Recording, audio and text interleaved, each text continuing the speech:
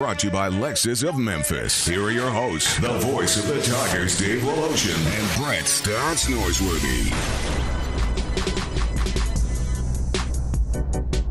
We welcome you in on this Monday. It is Grizzly Media Day Monday. So we are absolutely here. That means fall is right around the corner. Well, it is September the 27th. The Tigers basically shot themselves in the foot. That's the best way that you can put it. They had their chances. They had a 21-0 lead. We'll take a really close look at that particular game a little bit later in the program, but you can't fumble the ball twice in the fourth quarter. You can't have a very obvious hole that negated a long play down to the 3-yard line, and you just can't allow teams to hold the ball if you can't sustain a drive, and that is exactly what occurred on Saturday against a very good Texas San Antonio team. This is also Alabama Ole Miss week. I'm not saying I'm shocked, but I'm a little surprised that the line is 14.5. My first inclination is, whoa, Ole Miss, they scored a bunch of points on them last year. Their defense has improved 14.5. I know it's in Tuscaloosa. That's a lot. By the way, the Tigers are 11.5-point favorites on the road against Temple. And we have got to talk Ryder Cup because that was like young guys beating up the old men. I mean, we didn't see that one coming for sure. And I guess that you were right 2-3 weeks ago when you basically said the Cardinals will never lose another game. Dramatic fashion yesterday. They love sweeping their rivals, the Cubs. They do. They've won 16 games in a row. That is the longest, just to get some perspective on this. I mean, the last time we had any streak like this was not that long ago. It was 4 years ago. Cleveland Indians won 22 games in a row, so it's not unheard of. But wait, here's how you get perspective. The last time anybody had a streak this long in the National League, you got to go back to 1951. That is how dramatic this late streak of the Cardinals has been. Good afternoon, Mr. Norsworthy. I know you've got to be really anticipating the Ole Miss thing and basking in the joy of your Cardinals. Wish Ole Miss and Alabama were playing in an hour. Yeah. I swear I do. I mean, a little bit earlier I thought 4 more nights. You know, we got to sleep before we get to it. Well, we got to sleep Monday, Tuesday, Wednesday, Thursday, 5 more. And I am ready. I was ready last weekend, but open date. That line started at 20, went to 17.5, now down to 14.5 in Tuscaloosa on Saturday. Ole Miss did score 48 last year, but they gave up 63. And this is the Mighty Tide in Bryant-Denny Stadium. But, Dave, you mentioned those teams with these late-season runs, Cleveland in 2017. You left out, or you didn't mention it because it wasn't consecutive, but 21 out of 22 for the Colorado Rockies, in 2007? The 51 Giants, that was the Say Hey Kids rookie year with the Giants. And the Cardinals have now matched a streak for the Cardinals, for the Cardinals organization back to 1935. You know what all those teams have in common? No. None of them won the World Series. Well, I suspect that there are a lot of better teams than the one that got hot at the end of this regular season. That's it. I get that. I get that. But still. 51 Giants lost to the 51 Yankees with another rookie on the Yankees, Mickey Mantle, playing right field with Jolton Joe in center field. The Cardinals in 35, I don't think even went to the World Series that year. I think the World Series in 35 was Tigers over the Cubs. But Cleveland in 2017 sure didn't, and Rocky sure didn't. So we'll see if it has any staying power, or if it was just a fun September story. It has been fun, and yesterday it got goofy on the north side. I'm convinced, Dave. I'm convinced. Around baseball, hardcore baseball people that can properly explain the Rule 5 draft to you, everybody goes, you know what, cuckoo for Cocoa Puffs on the infield fly rule. The infield fly freaks out everybody, and it was so thoroughly butchered yesterday by that crew. Yeah. They would have been so much better served in their report to the pool of, we blew it. We're human. We made a mistake. Okay, cool. No worries. Of course you are. We all do. I'll make plenty by 3:15 today, maybe 3:10 today. But nope, they dug in, and they're saying they're right, and they weren't close to right. I mean, the Cardinals. I don't think so either, yeah. No, they weren't close to right, and they know with that power, the second most powerful union in all of sports, they can't be touched. No, they can't. Fortunately, this game meant nothing, literally nothing. The Cardinals. That's right. Have basically the magic number is one win or one loss by Philly or Cincy, doesn't matter, right? So, but just imagine if that's the bottom of the ninth of the World Series. And I can't imagine they would not have a different approach to that if that were the case. Why do you stop play when the ball is in play? The ball never left the field of in play. I mean, the ball stayed within the white lines. There you go. The entire time, and they didn't know what to do. And several years ago, when that horrible call against the Braves that helped the Cardinals on the infield fly, it freaks out a sport when it's called. It does. I don't quite get that either. Maybe the most misunderstood that in the Calvin Austin punt last week may be the two most misunderstood rules of all the vagaries of the rules from sport. And they're simple rules too. I mean, if you look by the definition of the rule, they're easy rules to legislate. I don't know how somehow it got lost in translation. I did notice this though, watching a whole bunch of college football this week. A lot of guys handed that football to referees on down punts. Dave, so that lesson has been learned. It was like handing a Christmas present over to your grandmother, wasn't it? I mean, even in the pros, it was very exaggerated, like ball, my hands, hand over. Exactly. Football, in my hands, hand over. It was assembly line handing it over. Yeah. Every special team coach from 7th grade football up last week reminded his men of that. No doubt. Before we get to not top, so we got to bask in the glory of the American Ryder Cup. First of all, and we mentioned this just from watching all the golf channel last week on all the sheer enormous coverage of it, how beautiful Whistling Straits was. Dave, it was spectacular. I don't know. Those Lake Michigan holes, my goodness. I don't know that I've ever seen a more beautiful Ryder Cup venue. If you can name one, I'm with you. We'll ask John Goen about that when he joins us at 5:00 to really and truly detail what occurred here. One thing, Brett, that we did not really discuss last week that I do think was a part of it, especially on a golf course that I first of all, if you and I were to go play it, Brett, you have to walk. You have to have a caddy. You cannot ride that golf course. So for guys to walk that, like Dustin Johnson did 5 times, and by the way, won every time. 5-0. That Memphis champion Dustin Johnson. There you go. That is a hard thing to do. What we did not put into account when we were evaluating what we thought was really more a favored European team, even though Vegas got it right, minus 200, we didn't take into account ages. And the American player by average, I want to believe, was 29 years younger. Great point. Than the European, and we didn't. And I should have known this because I walked the darn thing. Although I'll say I think Aaron Hills is a little more difficult to walk than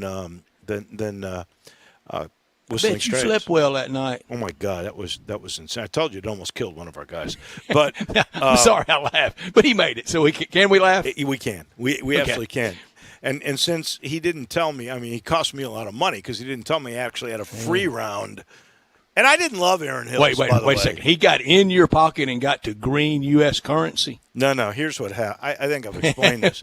We decided nobody gets to green U.S. currency out of Dave's pockets. We decided pterodactyls fly out of his wallet. That we were that close to Aaron Hills that we should we should try to play it.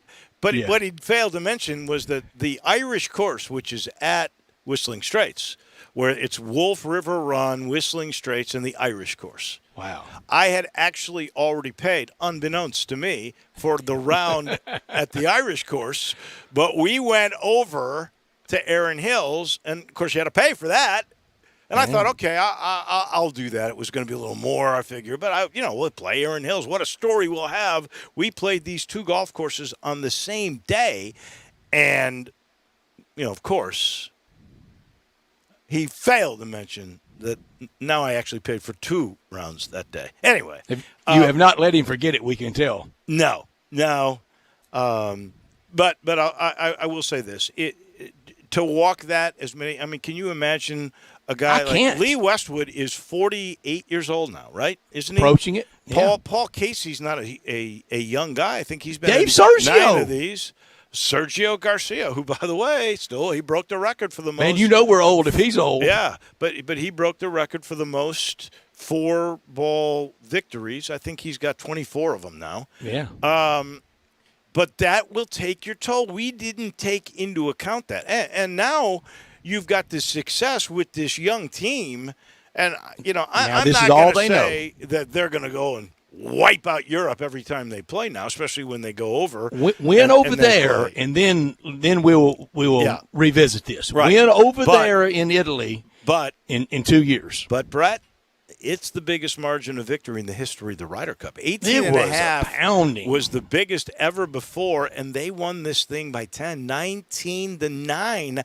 I don't know if we'll ever see that kind of dominance again. They went 8-4 in singles. I know. You could have gone into singles tied 8-8 and walked away at with going 8-4 in singles. It was a pounding. It was really over Saturday by the time the Tigers kicked off. Well, when they took that 6-point lead, I just 6-2. I looked at the producer of the broadcast and I said, if the Americans split, all they have to do is get 3.5 tomorrow in singles, and that's exactly what they did. They split. They had that 6-point lead. It was over. It was over, and it was something. I know we'll visit a lot about the Tigers. I loved, except for the result, being there on Saturday. Tonight, biggest game of the week is tonight. Week 3, Monday night matchup between Philadelphia and Dallas, and FanDuel Sportsbook is about to make it even bigger. Listen in, because FanDuel is giving new customers 30-1 odds on either team to win. That means you can end the NFL week right by winning $150 on a $5 bet. Same game parlays, money line, spread, touchdown score. I love the Cowboys. I love Ezekiel Elliott to get to the end zone first. I love Dak's over passing yardage. #1 rated sportsbook app for a reason. Easy to use, safe and secure, fast payouts. FanDuel, sports betting made simple, and they're always hooking you up with great offers. Plus, when you win, you get paid in as little as 24 hours. See for yourself why FanDuel is America's #1 sports book. Just sign up with promo code CASH this week, right now, tonight, before Dallas takes on Philadelphia. You could win $150 on a $5 bet. Remember to use promo code CASH so they know I sent you. Exclusively on the FanDuel Sportsbook app. Must be 21 or older and present in Tennessee. New users only, $10 first deposit required. Must wager in designated offer market. Max bonus, $150. Bonus for Tennessee users fulfilled in site credit within 72 hours. Tennessee site credit expires 14 days after receipt. Restrictions apply. See full terms at sportsbook.fanduel.com. Gambling problem? Call the Tennessee Red Line at 1-800-889-9789. This hour of our show brought to you every day by Lexus of Memphis. They are at 2600 Ridgeway, and they are the only Lexus dealership in town. Online at lexusofmemphis.com. Call them at 901-362-8833. Great offers on the 2021 models. 2022's on the way. Driving luxury and confidence, knowing that every new Lexus comes with complimentary first and second maintenance services. Stop by today at Lexus of Memphis at 2600 Ridgeway and put yourself in the driver's seat of the all-new 2021 flagship LS500, and you'll be looking and driving in style. Did I say the only Lexus dealership in Memphis? I did, because they are. They're online at lexusofmemphis.com. Experience amazing at Lexus of Memphis. Top story of the day. Well, today is officially close to really being fall, even though it officially is already by dates. But not only have we got football, we have NBA basketball. It was media day for the Grizzlies. Media day everywhere today. Every team, I believe, had one, and our midday team, Greg and Eli, were there. And I heard some of the interviews, in particular with Desmond Bain, but it does start to make you think, what is truly possible for this team? I asked, how does Triple J look? How does Jaren Jackson Jr. appear? And Eli said, well, you got to realize I hadn't seen him in 2 years, right? Because nobody was up close and personal with anybody on the team. And he said, the thing is, he looks healthy. He looks good. Who knows if he's really bigger, because I think he's got to be a little bit bigger and stronger, but he clearly is healthy. And can he play a whole year? We'll see. Can Morant make that leap that the great ones make between years 2 and 3? Can Bain or can Melton make the next step? Will they become truly contributing rotation players who you can count on a decent number, the way actually Dillon Brooks was when he first started to become a good player? And that's the next thing. Can Dillon Brooks equal the year that he had a year ago? What role will Kyle Anderson have in all of this? How will Steven Adams fit in? Apparently, you're leaving out a big piece. Apparently, he was the hit of the party because he says bloody mate quite a bit. And you know, I think he's a guy you hate to play against, and we know that from the Zebo thing, and he referred to that a few weeks ago, saying, well, I don't know if my rep's so good in this town. But he's also the kind of guy if we kissed and made up with Matt Barnes, we can with Steven Adams. You're going to end up liking this guy because he fights for his teammates. I suspect that will be the case. Who am I leaving out? Zaire Williams? Nope. Old number 46. John Conchar. Oh, gosh. Big role for my man Conchar. All right, just for fun. Let me put it to you like this. If he's not in your rotation. If Conchar what are you talking about? has a big role on this team, you win 20 games. This team's in trouble. All right, just for funsies, we're not holding anybody to this. This is not your real prediction that we'll make on opening night. Let's go around the room. Grizzlies win total. Dave. 40. Bryant. 45. Jay Morgan. I was going to say 45, so I'll say 42. I swear 45 is my number. That's a pretty unanimous number. 45 is my number. My top story, we just concluded, it's over. I mean, there'll be games Thursday night, but that'll be September 30. So I guess we got a couple more, but we just concluded the best September in the history of college football, in my humble opinion. In my life, it was spectacular. We started September saying the college football playoff was really for about 4 to 6 teams. We ended with serious questions around just about everybody. I don't know that there's a dominant bulldozer team. There's some teams that are better than most. Alabama, Georgia. I still think Ohio State would be pretty good. I like Michigan. Yet it feels like it's up for grabs. Ratings, interest off the charts. Do your thing, October. Buckle up. What a great sport that never lets us down. It was not a dull Saturday one in September. It always lives up to it.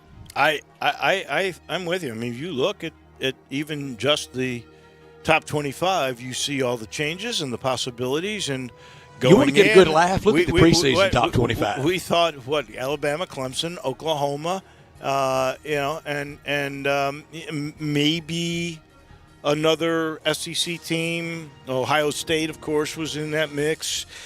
Now, I mean, there's a real good possibility. There's no Clemson. There's no. I think BYU's for real. We'll see Friday night against Utah State. Yeah, I'll be curious to see as it goes because BYU had that great start last year, and then it Great sort point. of disappeared. Show me, don't tell me. Right.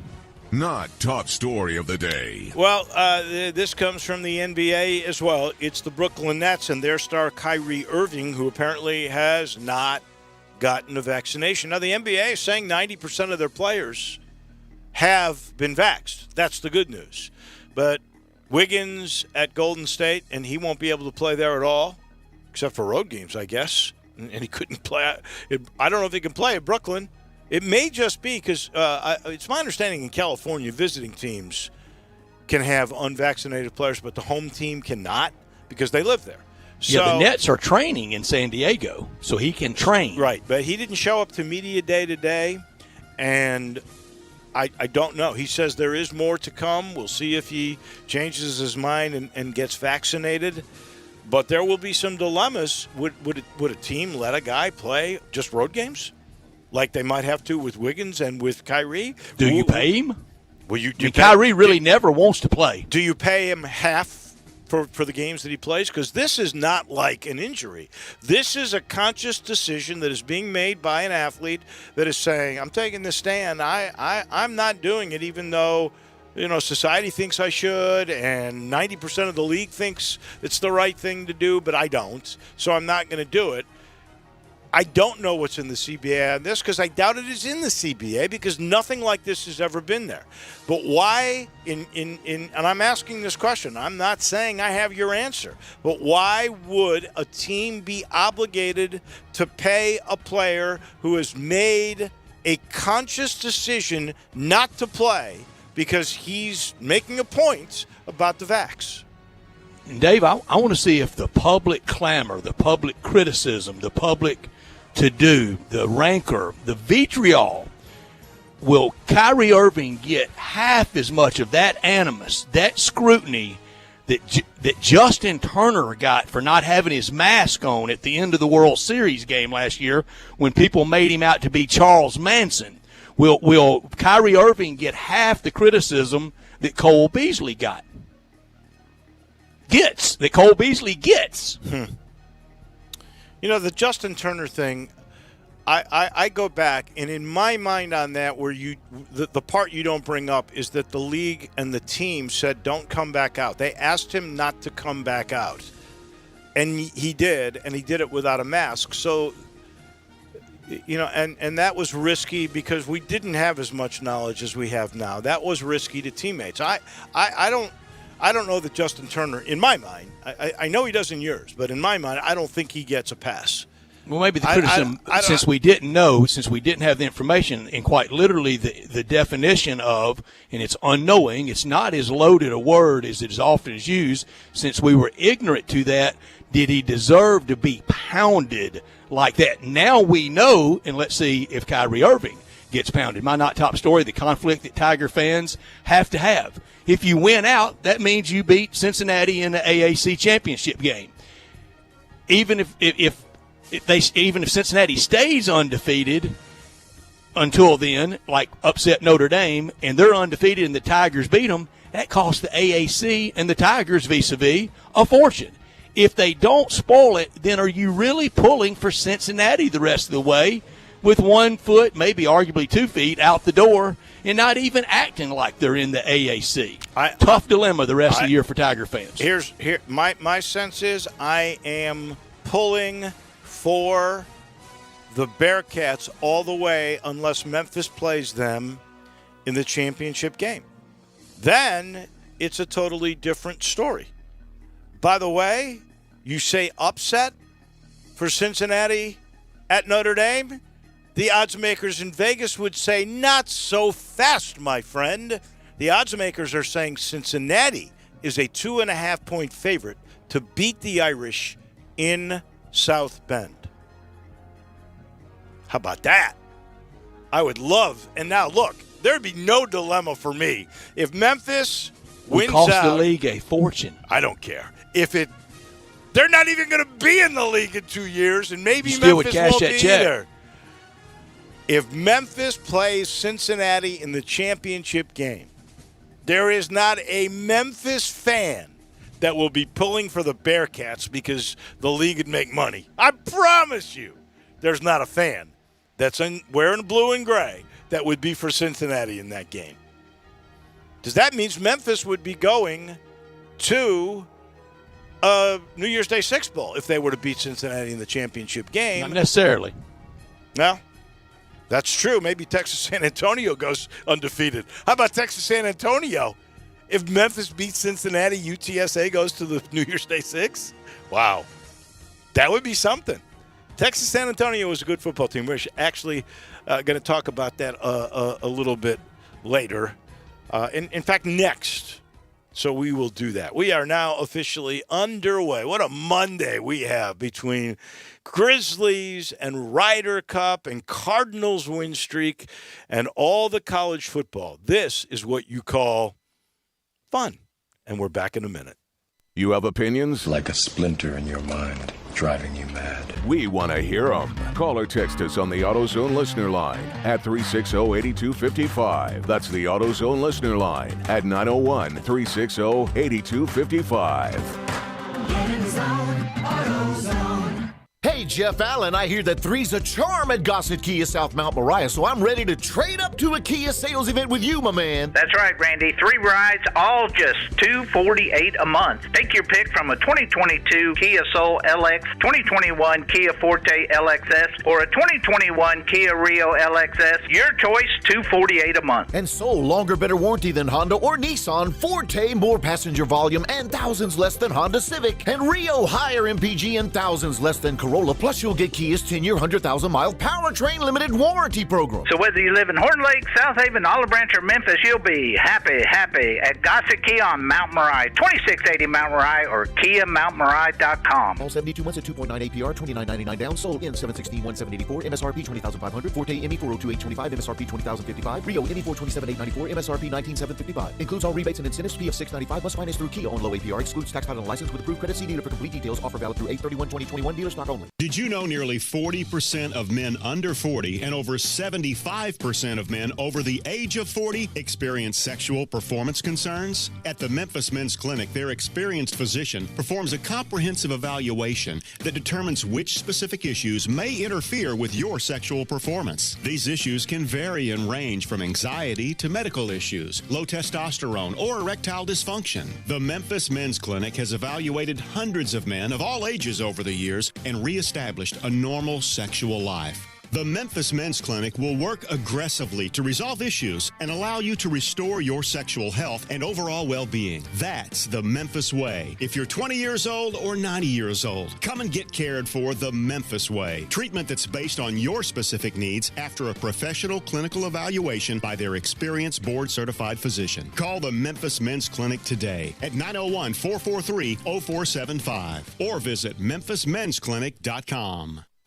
Brian Elder's Roofing Solutions. I'm Brian Elder, 867-0303. Hurricane season is upon us. Is your roof ready? Are your shingles laying down and sealed properly? Call me right now, 867-0303. They say you get what you pay for. That's why my opinion is free. Maybe you've got years of life left in your roof. If so, I'll tell you that. But if I find storm damage or a compromised roof system, I'll lay out some options for you. Don't let them tell you it needs to be replaced if it only needs a repair. Call me, 867-0303.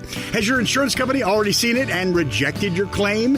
Maybe they're correct. Most of the time, they're not. They do tend to become more reasonable once I get involved, though. 867-0303. I'll measure your roof from outer space or BrianElderRoofing.com. Call 867-0303. Brian Elder's Roofing Solutions. At Gateway Tire, we go the distance for you. When it comes to tires, auto repair, and car maintenance, Gateway has it all. Gateway Tire and Service Center is here to help you with all your service and tire needs. Choose from Yokohama, Toyo, Firestone, and Michelin. The list goes on and on. We have tires for all your needs and budgets. And when it comes to service, Gateway Tire has the most experienced mechanics and state-of-the-art equipment. Come see us for any repairs, alignment, struts, air conditioner, schedule maintenance, and more, including brakes with a free brake inspection. Then take advantage of the Gateway credit card. Apply today for stress-free financing made easy with no annual fee. Ask about our 6-month deferred interest with any purchase over $149. Go to gatewaytireandservice.com for great deals and coupons. Gateway Tire and Service Center has it all for you and your family. At Gateway Tire, we go the distance for you.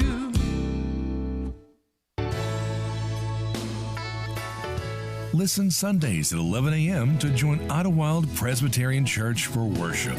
Idlewild is a PCUSA church located in Midtown Memphis. Now, back to Sports Time on Sports 56 with Wolo and Stats. This hour of Sports Time is brought to you by Lexus of Memphis. Here once again are Dave Woloshin and Brett Norsworthy.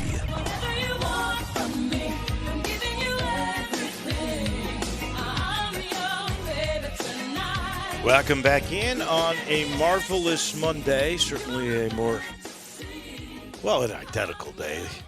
Maybe a little bit warmer to what it was Saturday, which gets us to Memphis and Texas, San Antonio, and some thoughts from both Brett and I. You can text us on the AutoZone text line, 901-360-8255. You can call us on the AutoZone phone line at 901-360-8255 if you would like to chime in. We've got medals coming your way after a quick break here, but we wanted to talk a little bit about this game. First off, disappointment right from the beginning. I liked the crowd at Tiger Lane, and I kept thinking it was going to be like the week before, to build and build and build, and it was a late-arriving crowd. They'd all come in at the last second, and then I think a legitimate, and I tip my cap to the University of Memphis officials now because they're giving an honest count, and it didn't even get to 30,000. It was 29,000, so basically it's a 58,000-seat stadium. So Memphis, on a beautiful day, after beating Mississippi State, only drew 50% capacity. Brett, that's just disappointing right off the bat. Dave, same thing. I got to Tiger Lane early and had a blast and was treated so very nicely by a lot of places I visited, and so much fun. And I asked people because in the middle of it, when you're in a crowded elevator, you think every elevator's full. So in the middle of Tiger Lane, I asked somebody, I said, now, is this a crowd like last week? He said, oh, no, this is a lot less than last week. I said, really? I said, how much would you guesstimate? They said, a lot, decidedly less. I said, really? Because this feels good. Get in the stadium, and I too, was surprised by the number. And it's just, more work that has to be done. I don't want to be overly critical, but this, and Dave, you didn't hear my comments Friday after you left, but I begged, and this is the golden era, even with Saturday's disappointment. We're still in the middle of it. I mean, nothing. Right. The loss changed Saturday from undefeated to one loss, but this is still the golden era that we all dreamed of, that we talked about for so long to attain, and it's here. So, next home game is on a Thursday night against Navy, not on a Saturday afternoon again until November. The bottom line is this, and let me put it to you like it's the reality of what the situation is. Memphis now has a base of about 30,000, right around that, because they had over 30 for Nichols. They had just under 30 for this game. So let's just say that's the base. If you're going to get 40 to 50,000, you got to get help at this moment from a road team. I mean, it's pretty evident to me now that there were 10 to 15,000 that were Bullies fans. I would say probably 10,000, and then there were 5,000 that are college football fans that wanted to see a big game that might not have necessarily gone to a Memphis game. So if we look at the hard numbers, and let me tell you, that 30,000 is up from 15 to 20 when we really started this, as you put it, golden era, and that begins with Justin Fuente. And because it was down, there was a game that was less than, I would say, 3,000 that last year of the Larry Porter era. So in harsh reality, where you're sitting and looking at about a 30,000 base that you've got to build on. And the only way you can build on it is to keep winning. And you certainly will build on it if you get into a league that will provide more interesting opponents and, frankly, opponents that will also bring more people. But that's where you are. And I think if we're looking at what is the reality of this football team, it is a young football team. Here is the absolute truth about Saturday. They had 22 players that were either super senior 6th year, 12 of those, or 10 fifth-year guys, whether they were David, juniors it's a big or factor seniors. across college football in this crazy September. That's 22 guys, Brett. 22 guys that were that's your old and team. experienced. Right. This super status matters. I think it's mattering at Arkansas and Ole Miss right now. We'll see as it plays out.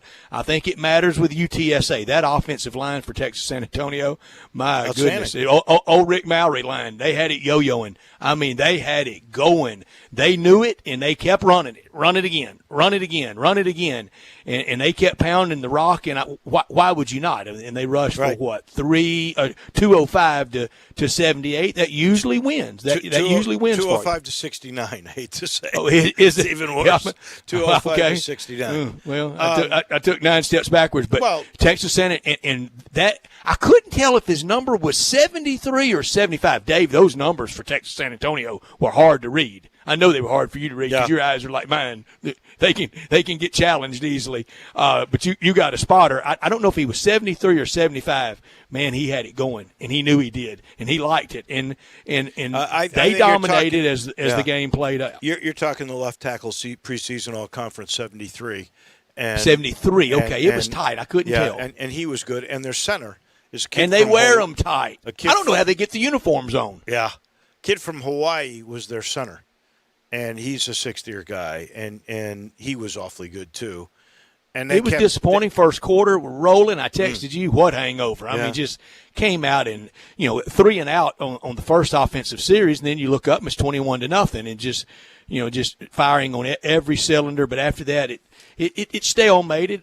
Game plan got a little conservative, but I don't blame Ryan Silverfield for that. You're at home. You got that long streak. You kind of feel like even if it gets to a fourth quarter a game, you'll pull it out at the end like they have so many times. They came up short. I heard every word he said with you post-game. He sounded great. You sounded great, Dave. And what he said is what every coach wants. I mean, this is how you learn. It's unfortunate, but it's how you learn. And, Dave, it also goes to show how narrow sports can really be, and especially college football in this crazy month. It's a few plays. And 1 week, what can make you feel so darn good, the next week can make you feel crummy. Well, you're driving down, and your top running back, who's going to be a great player for you, and I mean not just a good but a great player in the long run, Brandon Thomas, he fumbled the football at a very bad time. And then Memphis had a really good play to Gabe Rogers, who's just learning that position. Had a great play. And unfortunately, it was very clear that a backup lineman had to hold in order to allow that play to work. He got his money's worth, too. Yeah, he had him around the head. He did. So, and those are the mistakes you can't make. But you're talking about the difference with a true freshman quarterback, a really almost a true freshman running back in Brandon Thomas. He played 2 games last year. He had 2 carries, nothing to write home about. And you're up against 22 players that have been there 5 or 6 years that are older. 22, 23-year-old men. That's a difference between an 18, 19-year-old. And I will say this, too. As that game unfolded, if you really looked at it, Memphis got that first touchdown on a snap that went over the quarterback's head, and they were quick to get to it in the end zone. Ducksworth did a good job.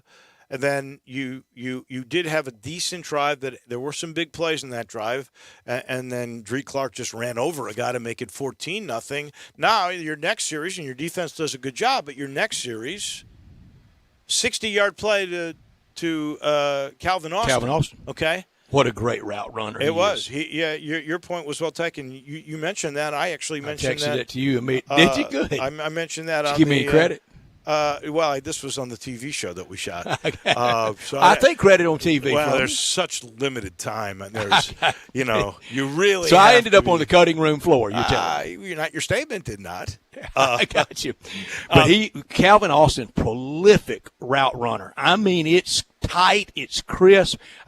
He reminds me a lot after watching Elijah Moore play at Ole Miss, how he ran routes, and that's a compliment. But Brett, that's big plays. There were no sustained drives. That's why you have 10.5-minute negative time of possession.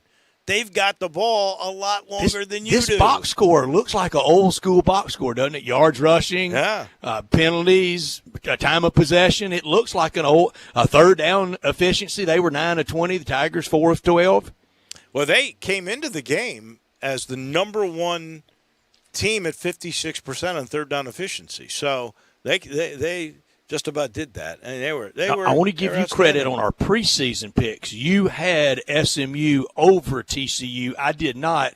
I think SMU's a really good team. I think this is still a good to really good to maybe great league. Cincinnati, the front runner, and now others have to catch up. The Memphis SMU game on November 6th will be big. Everything the Tigers were playing for, they're still playing for. That is it. And I did love on that same interview you were referring to earlier. I loved it when one of the first things out of Ryan Silverfield's mouth was, one loss is not going to define a season, and it was a non-conference game. And reading message boards and Twitter, most of the fans are saying, and believe me, I think this is a lost opportunity, especially when you're up 21-0. But yeah, because you're going to beat Temple. I got to tell you, in my preseason, which I'm doing better preseason than I was now that they started playing the games and I know the team's better, I thought Memphis would be 3-1 when you got to this point. Sure, and that's did. Exactly what it is. Most of us did. Yeah. Most of us thought Mississippi State would win, and that Memphis would take care of business against Texas San Antonio. It is really narrow to get to victory, to land the victorious airplane. How good do you think, I really do believe that we are seeing, and I don't know if it's the super seniors or the transfer portal, but I think you are seeing the group of five catching up to not the top 15 teams in the country, but to the others. I couldn't agree more. I know it. I think I know it. I think we're seeing it. Yeah, but I agree look at CUSA. Marshall's a good football team. UAB is picked ahead of Texas San Antonio. And, Dave, I'll defend UAB. They beat an American team this weekend. I'll defend 2-2 Louisiana Tech. There you go. So now, if the Tigers had pulled it out, we were really going to have fun with the whole transitive property thing today. Right. We really could have fun with this. With Tigers beat Mississippi State, that beat NC State, that beat Clemson. You can still have fun with that. You could. And in fact,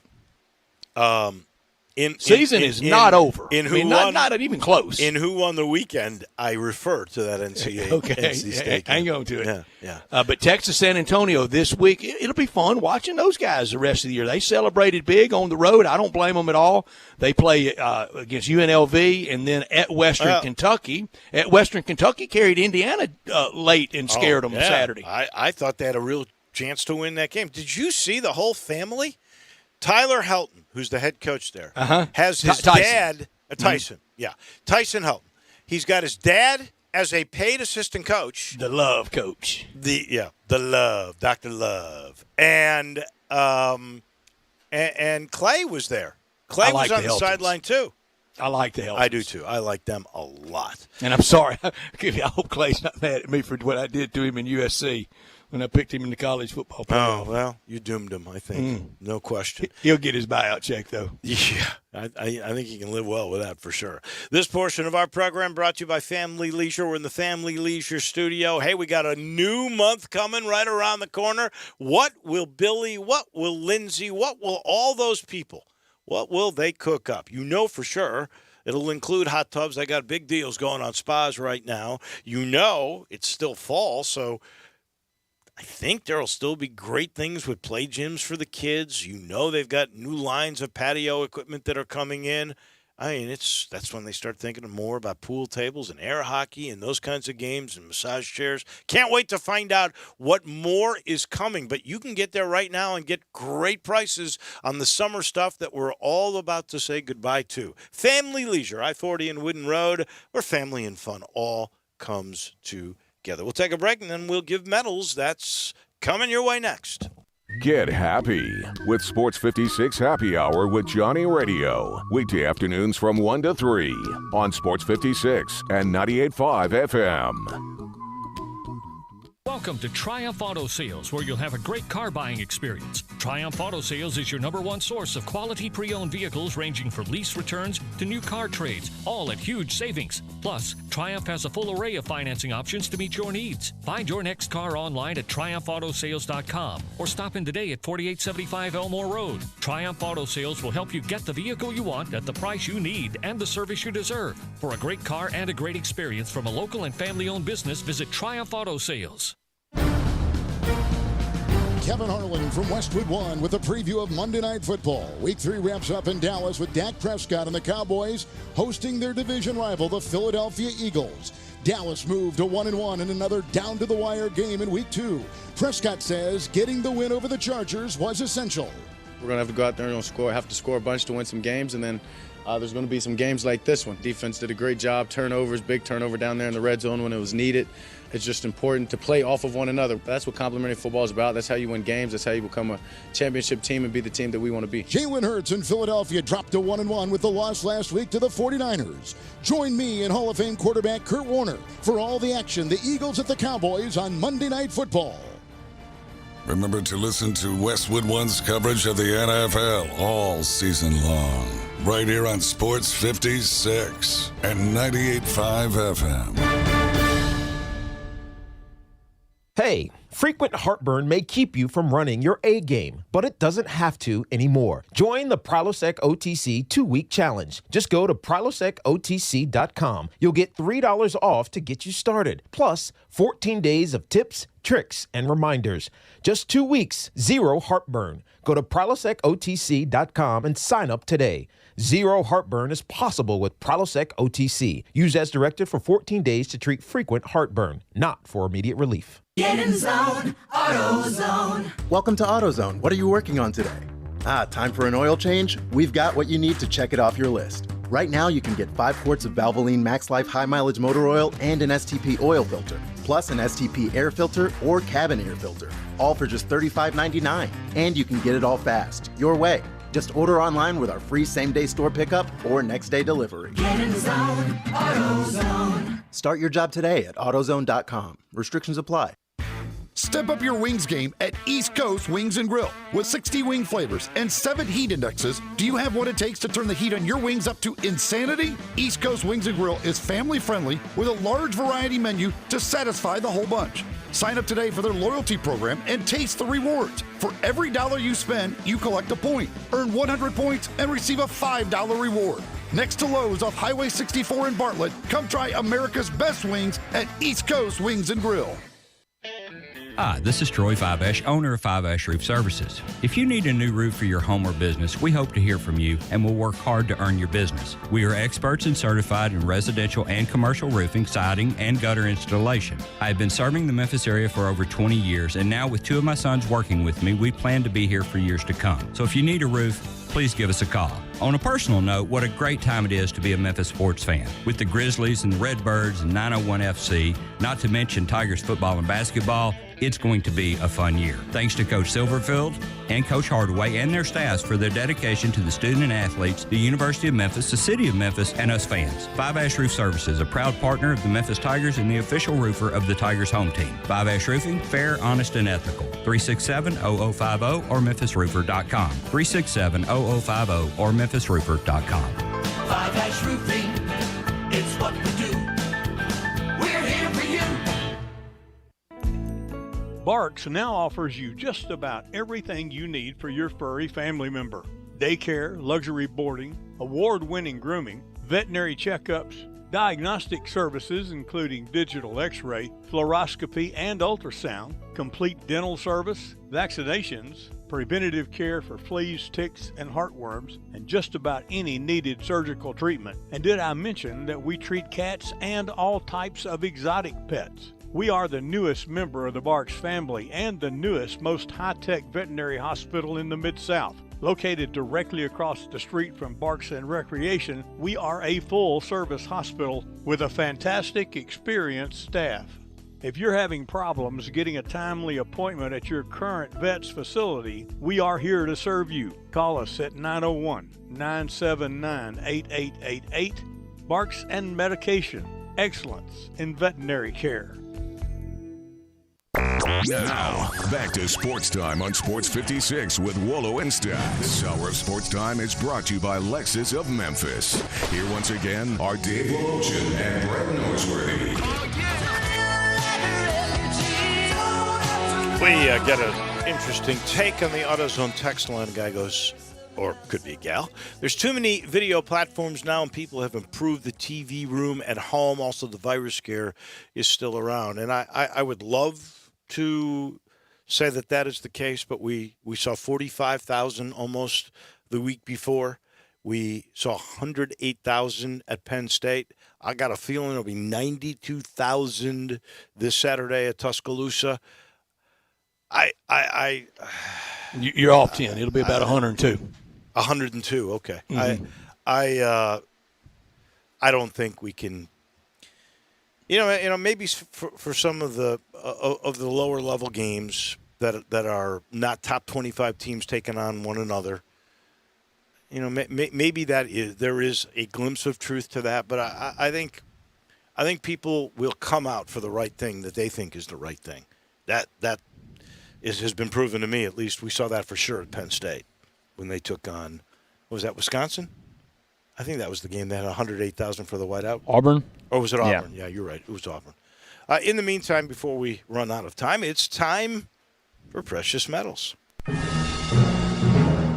going to give a bronze medal to Collierville High School, unbeaten after they knocked off Whitehaven, the old powerhouse. They win 25-6, and this comes right after the tragedy that occurred in their community at the Kroger. I know there were a bunch of Collierville Strong banners that were out there, and they did prove that. I'm going to give a silver medal to Sincere McCormack, 42 carries, 184 yards. He also had 3 catches for 33 yards. 2 of those were on 3rd and long, and he came up, got the ball, made the moves necessary to get the first down. Sincere McCormack sincerely was the best player on the field on Saturday. I got to give a silver medal to Dustin Johnson. DJ, I think there's a list of only 5 or 6 going back to 1927 where a guy was 5-0-0, and he was 5, including Larry Nelson. Yeah, but how many guys are on that list? Like 7? Gardner Dickinson on that list. Yeah, you got to go back a ways. Yeah. That's pretty amazing in this day and age. 5-0-0. And he's one of the older guys, right? And yet he walked the 5 rounds. That was impressive. Normally I give 1 gold medal, but what's going on now, I got to give 3 because they were all 3 amazing. To the USA Ryder Cup team for the greatest point total in the history of the Ryder Cup, which goes back to 1927. 19 points. Wow. That is absolute domination, 19-9. I got to give Baltimore Ravens kicker Justin Tucker a gold medal for the longest field goal in the history of the National Football League. It was a game winner. Kickers this week were winners. Hits the upright, goes way up in the air and through. 66 yards. It happens against the hapless Detroit Lions, and the first one that ever really made history was Detroit got beat by the New Orleans Saints on Tom Dempsey's 63-yarder. What is it about the poor Lions? They just get beat up upon. And finally, the St. Louis Cardinals, 16 in a row, best in the National League, that streak since 1951.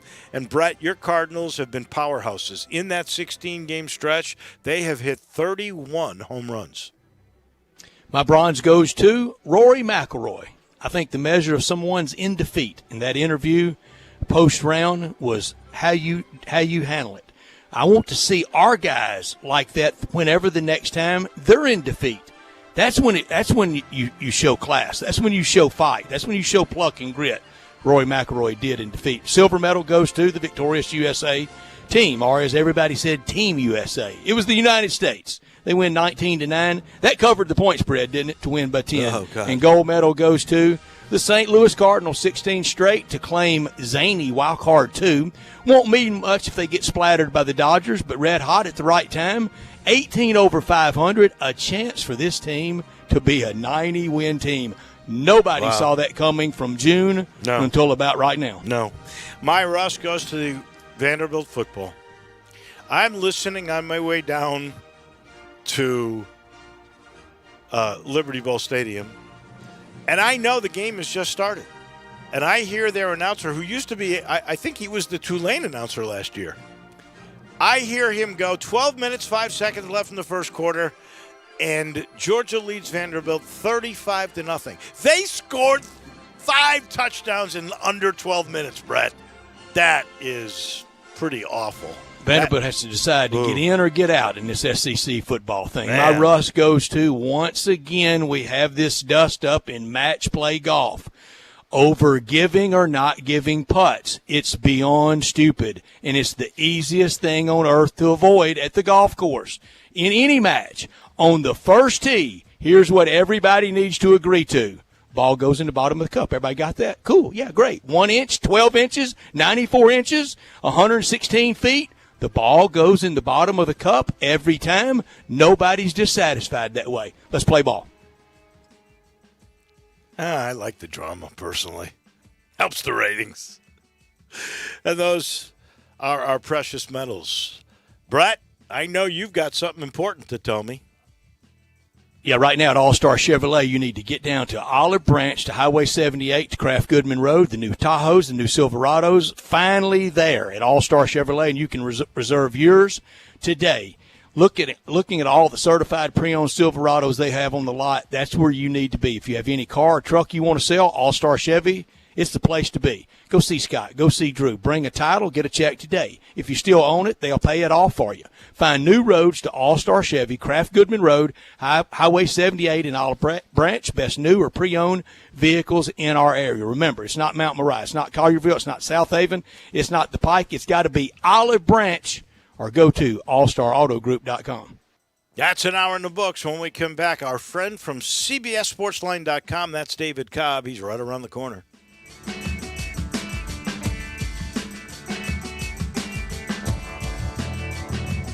Are you ready to trade up to a Kia sales event and get our best deal of the year? Well, we Gossett and Gossett Kia on Covington Pike. So get ready and take your pick from 2022 Kia Soul, 2021 Kia Forte, and 2021 Kia Rio. We got them all at just $248 a month. Yeah, you heard me right, Mid-South. Soul, Forte, Rio, 3 is your charm, and take your pick. Just $248 a month. Plus, with every new Gossett Kia, you'll find peace of mind with Kia's 10-year, 100,000-mile powertrain limited warranty. So trade up and get top dollar at Gossett Kia, 1900 Covington Pike, or shop 24/7 at KiaCovingtonPike.com. Ask for Bobby J. He'll put you in a new Kia today. If you want it, we got it at Gossett Motor Cars. 72 months at 2.9 APR, $29.99 down. Sold in 716-1784. MSRP $20,500. Forte ME $402,825. MSRP $20,055. Rio ME $427,894. MSRP $19,755. Includes all rebates and incentives. PF $695. Must finance through Kia on low APR. Excludes tax title and license with approved credit. See dealer for complete details. Offer valid through 8/31/2021. Dealer stock only. It's finally time to get out of the house. So make sure you stop by Family Leisure with great prices on in-stock and incoming products. Keep the kids active with play gyms, in stock, ready for delivery. And by the way, installation from the pros, I always recommend that. Markdowns on remaining game room products and those beautiful massage chairs. And the hot tubs, they're going fast. Get out of the house and get to Family Leisure. Wooden Road and I-40, where family and fun come together.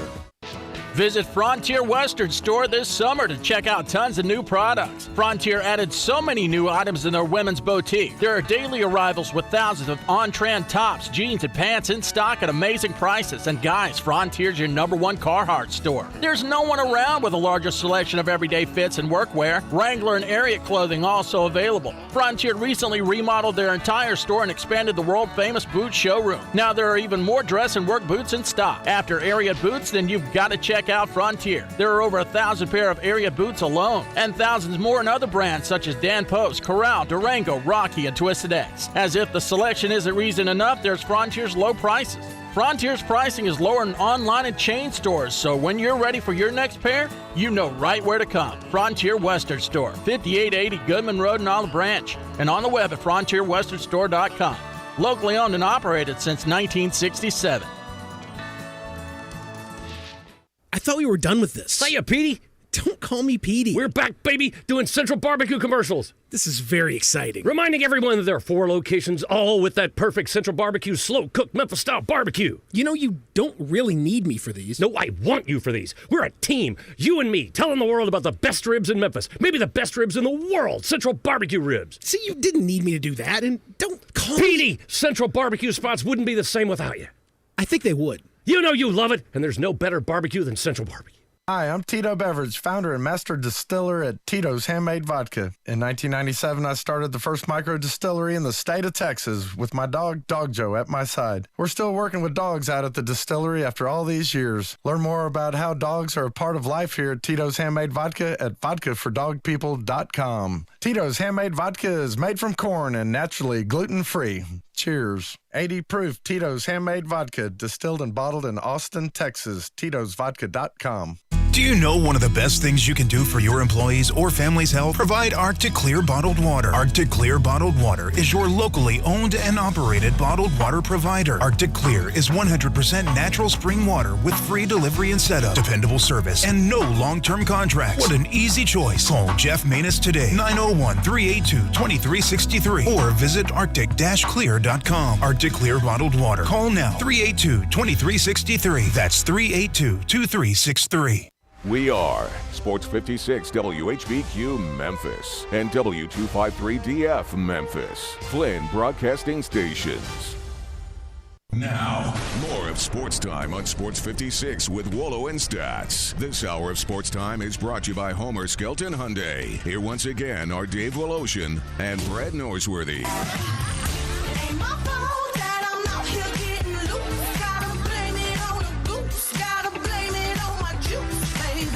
What a gorgeous Monday afternoon. Brett Norsworthy just was talking about this being the best September he can remember for college football. We're going to talk to our good friend David Cobb about that very thing here in just a minute. But while I was checking out, I want to see some of the stories that David Cobb has written this week. We're going to start with Bama and the Ole Miss line because he wrote a story on that. But I was looking. And, Brett, I don't know if you've seen this, but they let David Letterman slip into the media days for the Brooklyn Nets, and he did a thing with Kevin Durant. And I love David Letterman. I really do. I've always thought he was funny as could be. This is the worst bit I think he's ever done. Kevin Durant was not exactly helpful in all of this. But takes two to tango. Did you see have you seen it? I have not. Oh, it's pretty dumb. Finally, at the end, when he says, when you think about playing the New Orleans Pelicans, KD, does that make you giggle? And that's the first time that actually Kevin Durant went along with anything. I mean, he asked him, like, why did they call you KD? I mean, it just fell flat. It was not very good. Come on, play along, man. Help me out. Yeah, he tried. But I don't think Dave was at his best on that one either. All right, let's bring in a better Dave at this point. That's David Cobb. He wishes he had Letterman money. I know that. That's for sure. But we love having our friend David Cobb every Monday to talk the college football weekend. You've already done a story on the Bama and the Ole Miss odds, and it's one of the first things I looked at. I was a little surprised Memphis is favored by 7.5 against Temple, which, by the way, they got the number one pass defense in the country. That'll be interesting for Seth Hennigan. But the Ole Miss line now at 14.5, which is down, and I still think 14.5, that's pretty high for as many points as I think Ole Miss is going to be able to score, even on the Bama defense. Good afternoon. How was your weekend, my friend? It was great. We had college football, so it was a good weekend. We had the Ryder Cup, too, which I really enjoyed watching that one, seeing the U.S. Win convincingly. Motivated me to go play 9 today. So it was a great sports weekend, I thought. And on that Ole Miss-Alabama line, I think it's disrespectful to Ole Miss and a little bit of an overreaction to the fact that this game is in Tuscaloosa, because it was a 15-point game last year in Oxford. And if there's a couple of things I know about what's changed with these two teams since that 15-point game a year ago, it's Alabama's offense lost 3 of the top 5 Heisman Trophy vote getters and its offensive coordinator. And now Ole Miss comes in with a improved defense and a roster and a 2-deep that is, has 8 starters by my calculation who are using the year of eligibility provided, through the COVID-19 rule. So Alabama doesn't have that level of veteran presence on its 2-deep. Ole Miss does. Am I saying that Ole Miss is a lock to win the game? No, I haven't gotten there yet. I'm still kind of figuring out what I want to do straight up on this game, but 14.5, I'm going Ole Miss against that spread. I just think it's pretty ridiculous to think that the Rebels have only gotten a half point better on Alabama in the last year. Now, different venue than last year, a pretty empty Vaught-Hemingway Stadium last year, and a really crummy weather night last year. This year it will be at Bryant-Denny Stadium, and we know it'll be rocking. David, I concur with just about everything you just said, but I also know this. Vegas don't put that out there for giggles. They're not just having fun with this. It's for keeps. Yeah, well, I guess it's not disrespectful because do you get mad at all of Vegas? You get mad at the scientists who make these lines and who are experts at it? No, but at the same time, look, Arkansas was an underdog against Texas A&M the other day, and they went out and won straight up, won by 10 points. And I don't know. I mean, I think there's some value here. I really do. I'm 44-35 against the spread in top Look 25 at you. games. Oh, wow. Look at you. So I'm we don't get to pick which games we pick. They make us pick all the top 25 take games. Take that, Vegas. I look at this line and I saw this Ole Miss defense live I'm with in you. Atlanta playing against Louisville, and that Louisville looks a little better now. They do, and so that Louisville offense was trash in the first half against Ole Miss. But Ole Miss looked pretty good defensively, and then they did a pretty good job against a decent Tulane offense. I mean, we know that Tulane's offense can do some damage as well. So, yeah, I get it. The Rebels haven't played an elite offense yet, but they've played 2 decent offenses, and they've looked a lot better on that side of the ball. So I don't think Alabama's getting into the 50s in this game, and I think it's almost a guarantee that no matter who Ole Miss plays, they're at minimum, scoring 4 touchdowns and probably surpassing the 30-point mark.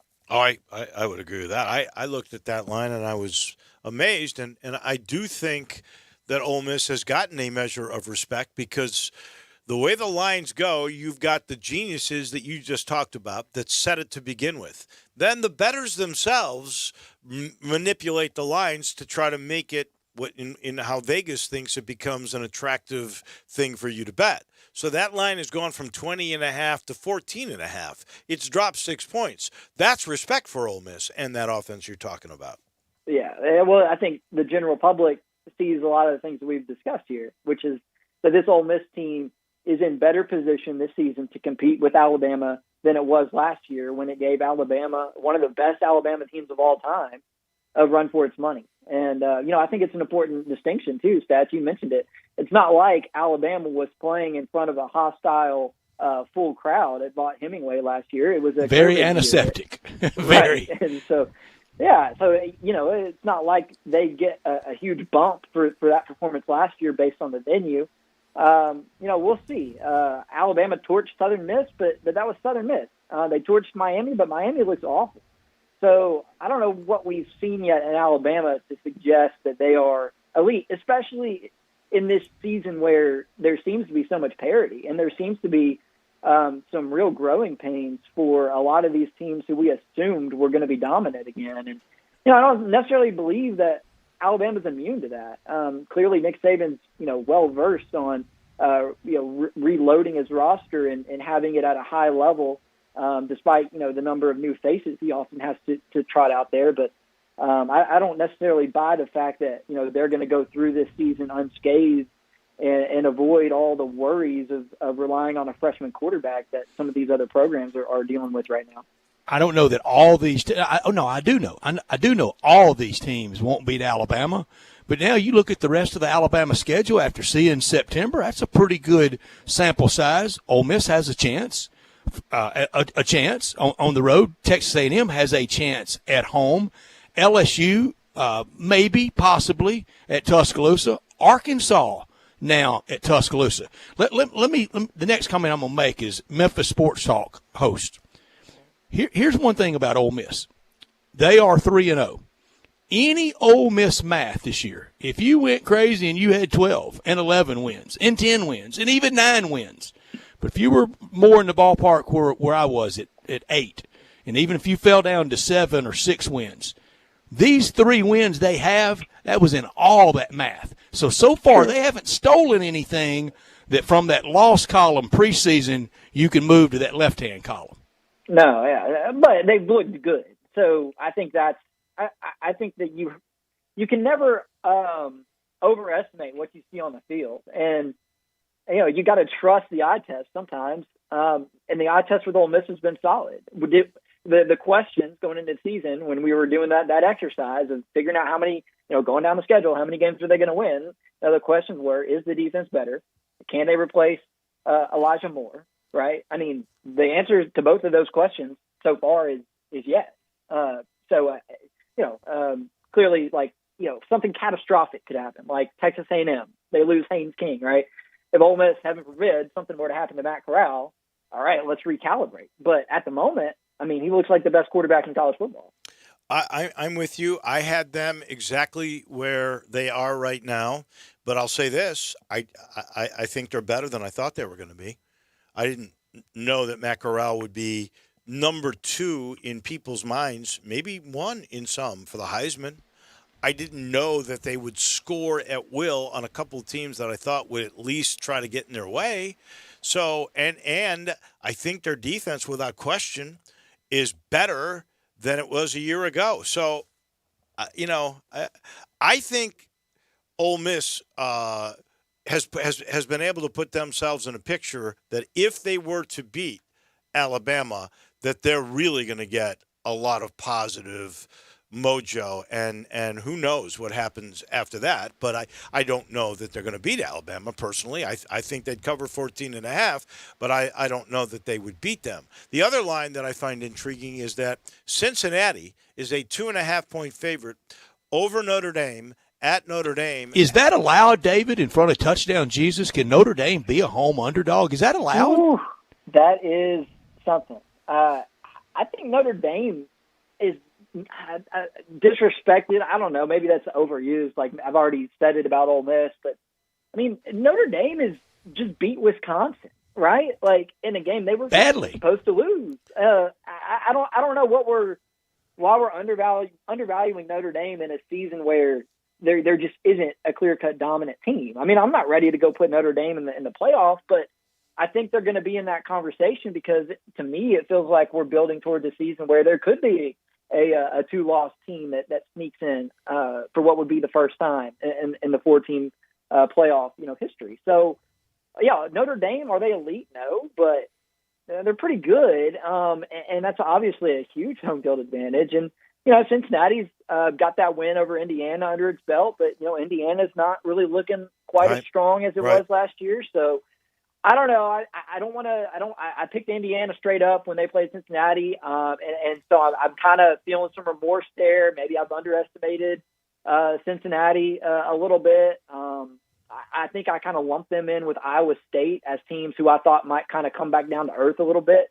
And I don't want to disrespect Cincinnati again. So again, that's another one I'm kind of on the fence about. But yeah, wild and a sign of respect for what Luke Fickell has built that they go to South Bend as a favorite. That's really something. Here's one of the reasons why I think that line is what it is that Notre Dame has played at the level of every one of their opponents so far, and they easily could have lost games. And everybody, you just talked about how they dominated Wisconsin in that game, but that's really, it was weird. And it was late.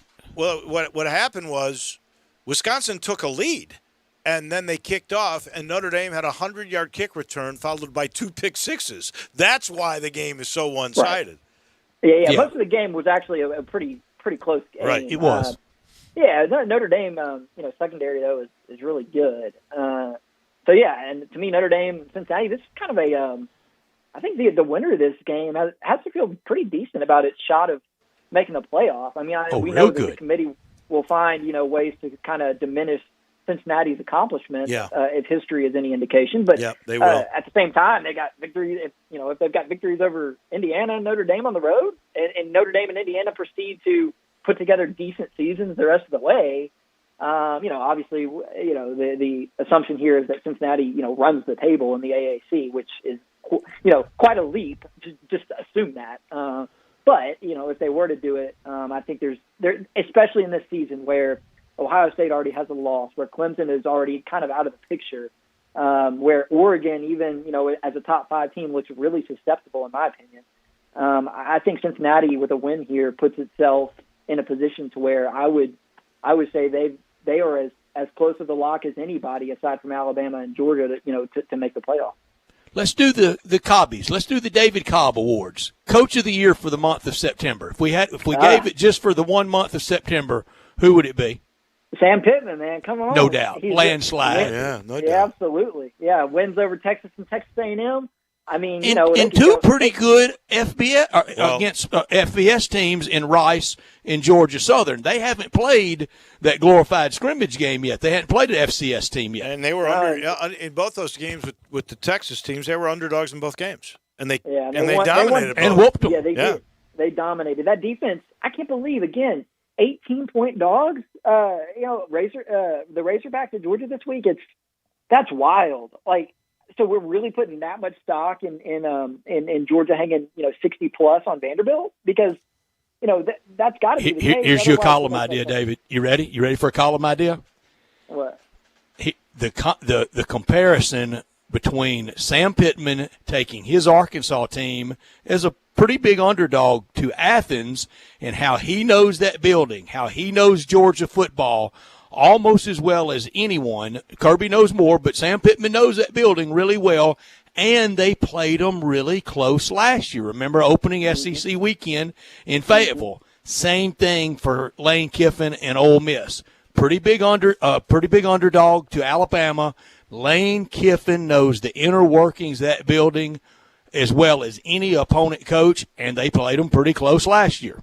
Yeah, absolutely. And so I think Arkansas's defense is good enough to keep Georgia under 30 and maybe well under 30 in this game. I know Georgia put up a lot of points against Vanderbilt, but they're still not hitting big-time explosive plays to the wide receivers. I mean, a lot of JT Daniels and Stetson Bennett's throws have gone to running backs and tight ends, and I don't think those guys are going to break explosive plays on this Arkansas defense.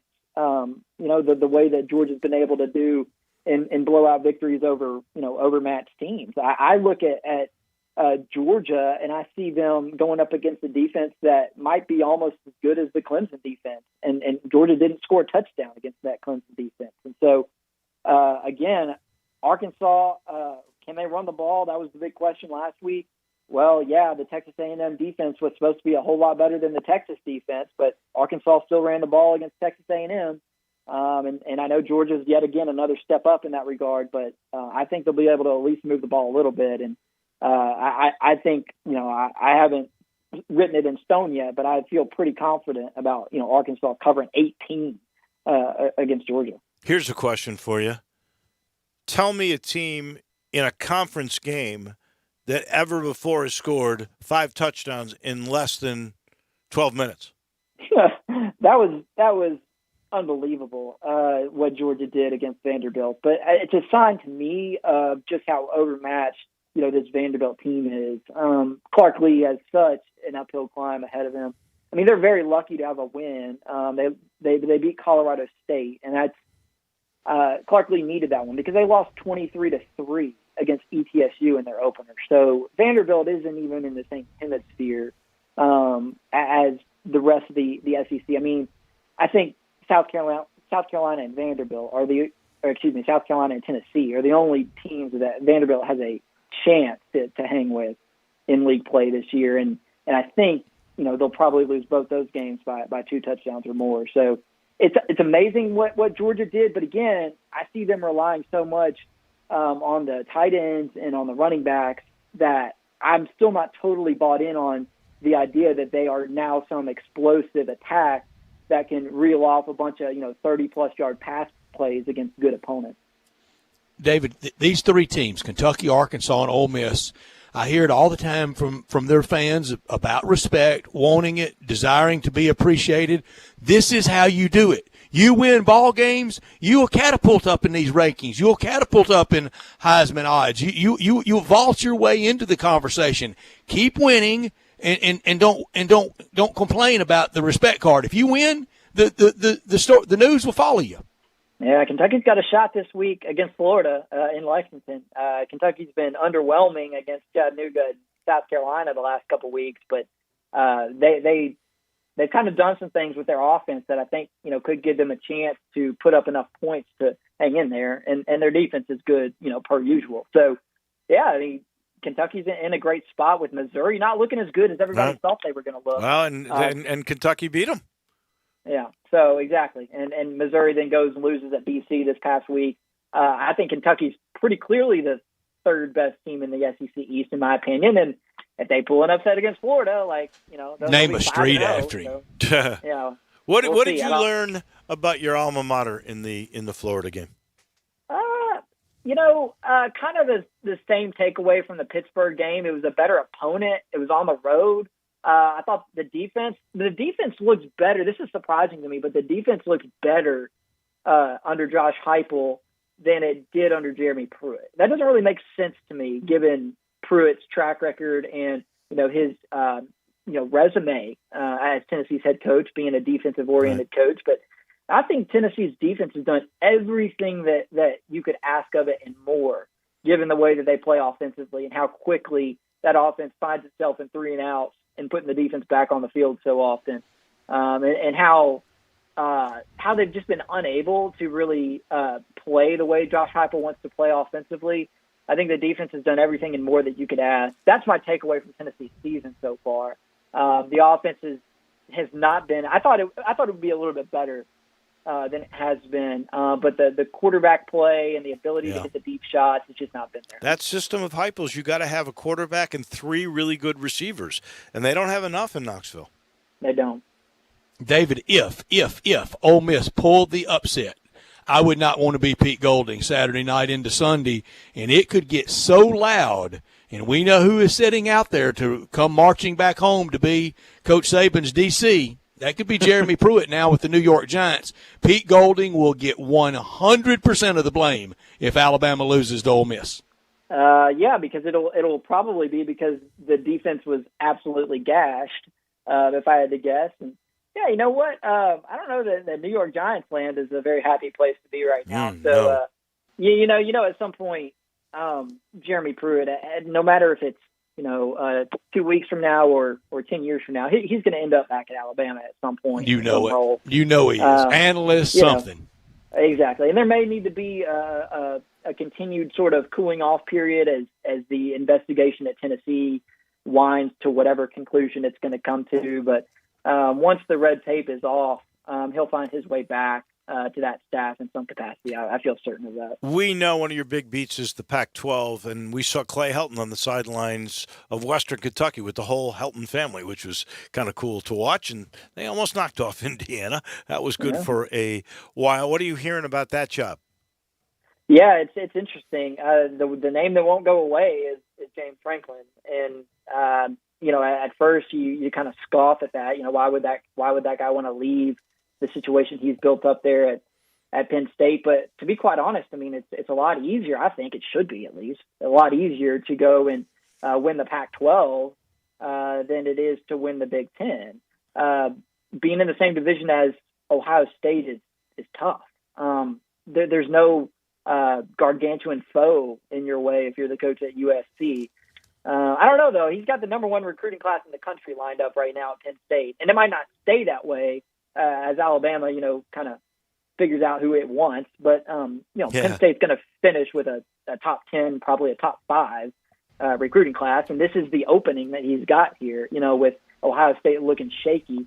This could be a banner type of year for him where he gets a lifetime extension, at the end of it. So I think Penn State would step up in a big way to try and keep him, but that seems to be a name that a lot of people are interested in. And the one I keep hearing about, in media reports and just sort of message board chatter that makes no sense to me as well is Mario Cristobal. I don't know why he would want to leave Oregon to go to USC.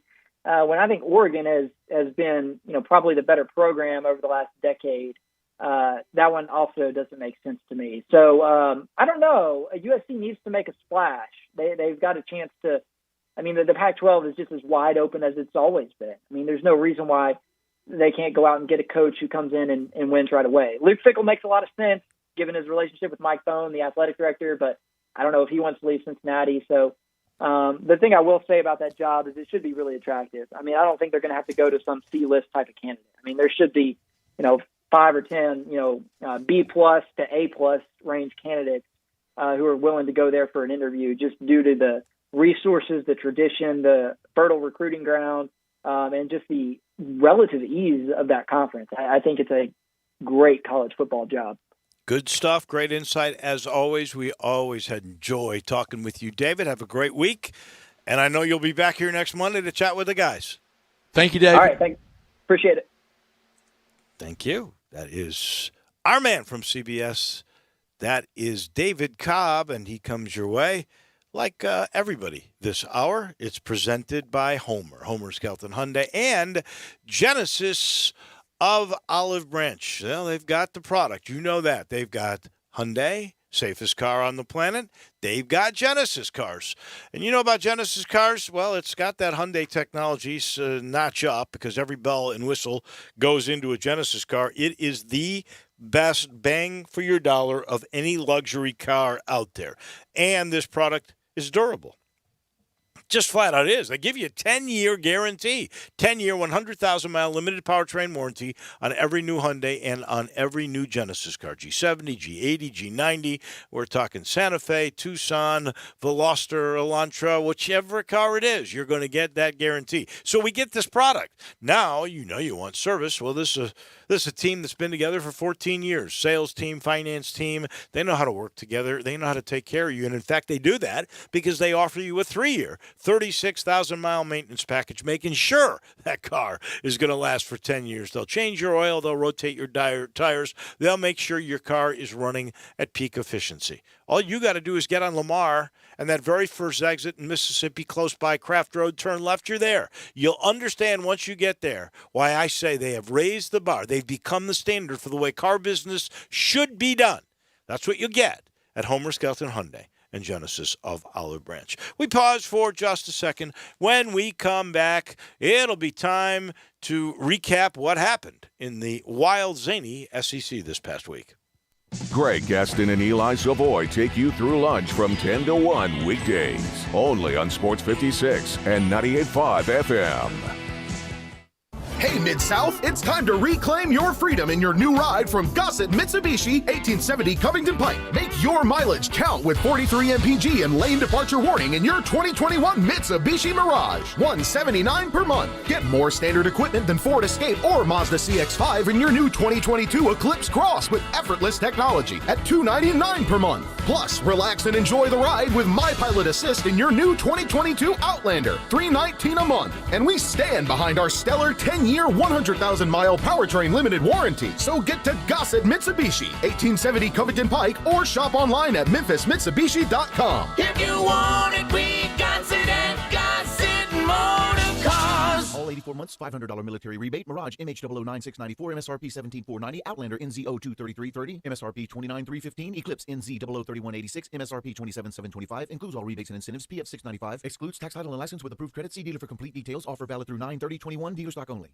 Do you know one of the best things you can do for your employees or family's health? Provide Arctic Clear bottled water. Arctic Clear bottled water is your locally owned and operated bottled water provider. Arctic Clear is 100% natural spring water with free delivery and setup, dependable service, and no long-term contracts. What an easy choice. Call Jeff Manus today, 901-382-2363, or visit arctic-clear.com. Arctic Clear bottled water. Call now, 382-2363. That's 382-2363.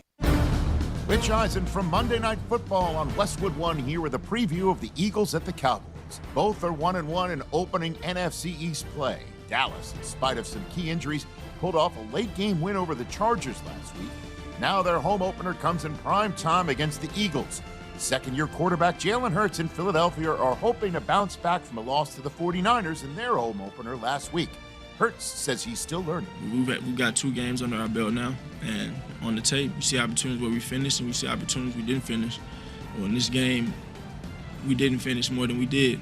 So we have to capitalize on those opportunities moving forward, and we have to learn from this and learn from this feeling. Kevin Harlan and Hall of Famer Kurt Warner with the call on Monday Night Football. Remember to listen to Westwood One's coverage of the NFL all season long, right here on Sports 56 and 98.5 FM. Hey, frequent heartburn may keep you from running your A game, but it doesn't have to anymore. Join the Prilosec OTC 2-week challenge. Just go to prilosecotc.com. You'll get $3 off to get you started, plus 14 days of tips, tricks, and reminders. Just 2 weeks, 0 heartburn. Go to prilosecotc.com and sign up today. 0 heartburn is possible with Prilosec OTC. Use as directed for 14 days to treat frequent heartburn, not for immediate relief. O'Reilly Auto Parts is here to keep your car on the road with the right parts, advice from our parts professionals, and our free loaner tool program. Your local store has more than 80 specialty tools available for your next repair. Refundable deposit required. Stop by O'Reilly Auto Parts and ask about our free loaner tool program or visit O'ReillyAuto.com. O'Reilly Auto Parts. I'm here with the great Pat Donahue from the Rendezvous Restaurant Shipping Department. Thanks, Brett. We've been shipping our ribs all over the country now for decades from our USDA-inspected shipping kitchen in the Pinch District. We hand-cook our ribs in pits that Mr. Charlie built over charcoal, just like they do at the restaurant. So what comes in a rib box? We could do pork shoulder, we could do ribs, our sauce, seasoning, baked beans, coleslaw. We'll even throw in Pancho's cheese dip with our nacho boxes. We also put a bag of Rendezvous seasoned popcorn, heating instructions, some chef hats, some wet naps, and some other helpful tips from our kitchen. We ship our ribs overnight, exclusively FedEx. And we put them in nice packaging. We don't ever want to use styrofoam, so we use corrugated cardboard, actually 2 boxes that fit nice together, so the ribs get to you, your loved ones, or your clients in a safe, wholesome manner. Rendezvous ribs are perfect for out-of-town clients, customers, loved ones. We also ship ribs for any occasion. Where do we order these great ribs? You can go to www.hogsfly.com or give us a call at 1-888-464-7359. Charlie Burgos' Rendezvous Restaurant in the alley since 1948. Listen Sundays at 11 a.m. to join Idlewild Presbyterian Church for worship. Idlewild is a PCUSA church located in Midtown Memphis. Now, more of Sports Time on Sports 56 with Wolo and Stats. This hour of Sports Time is brought to you by Homer Skelton Hyundai. Here once again are Dave Woloshin and Brad Norsworthy.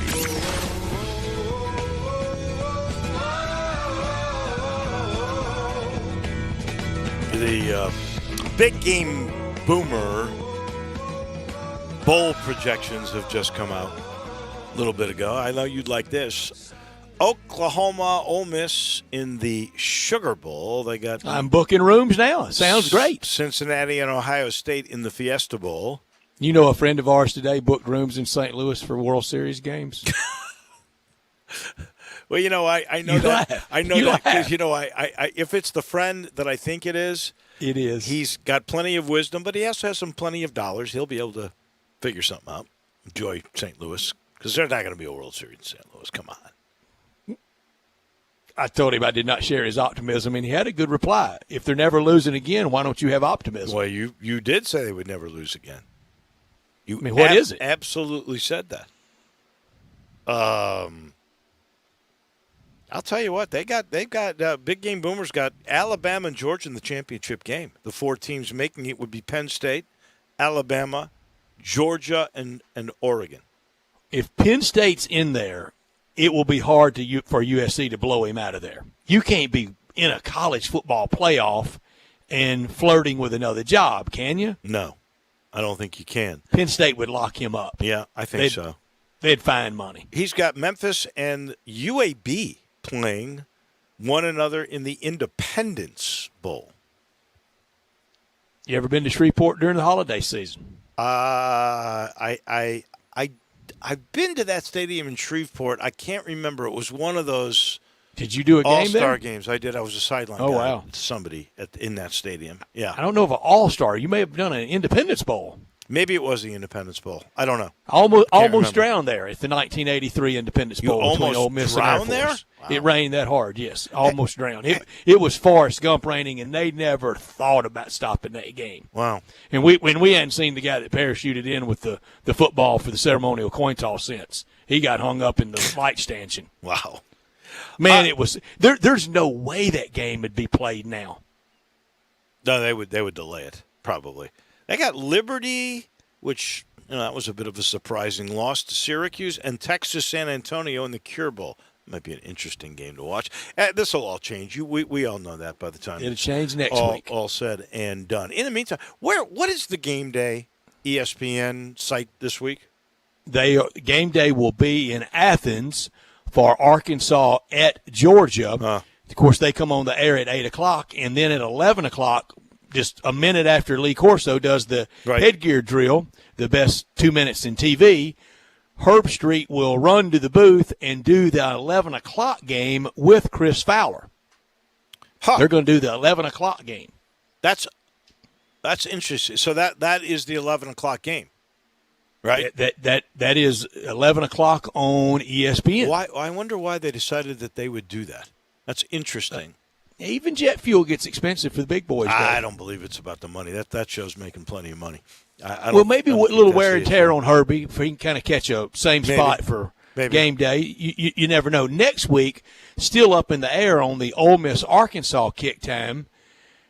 It could be at 11 and it could be at 2:30. It'll be one of those two. What I was told today, if either Georgia or Ole Miss wins this week, it will be 2:30 on CBS. If they both win, it's 1,000%. It'll be the CBS game, and very possibly could be game day in Oxford.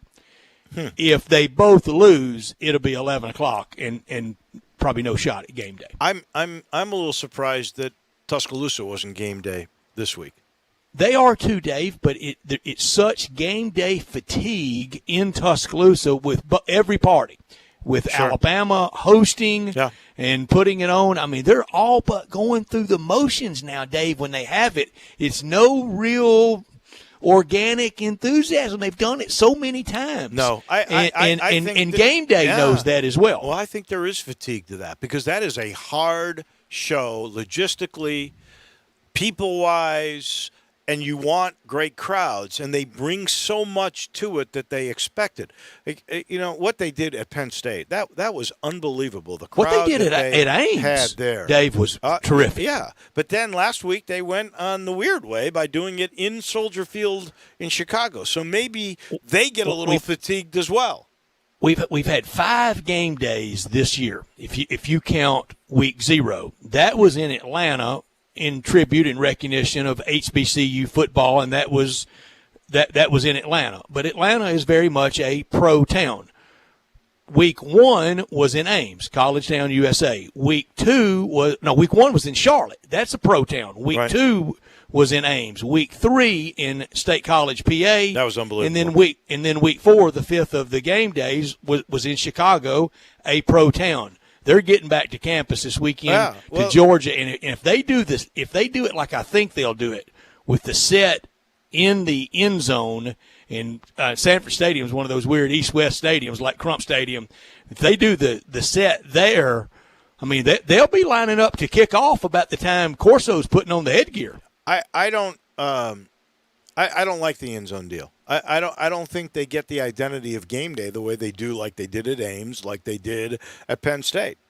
And doing that in Chicago, well, I understand that. I mean, first of all, it's hard to get everything right there at where you'd park for Soldier Field. There's not that much area.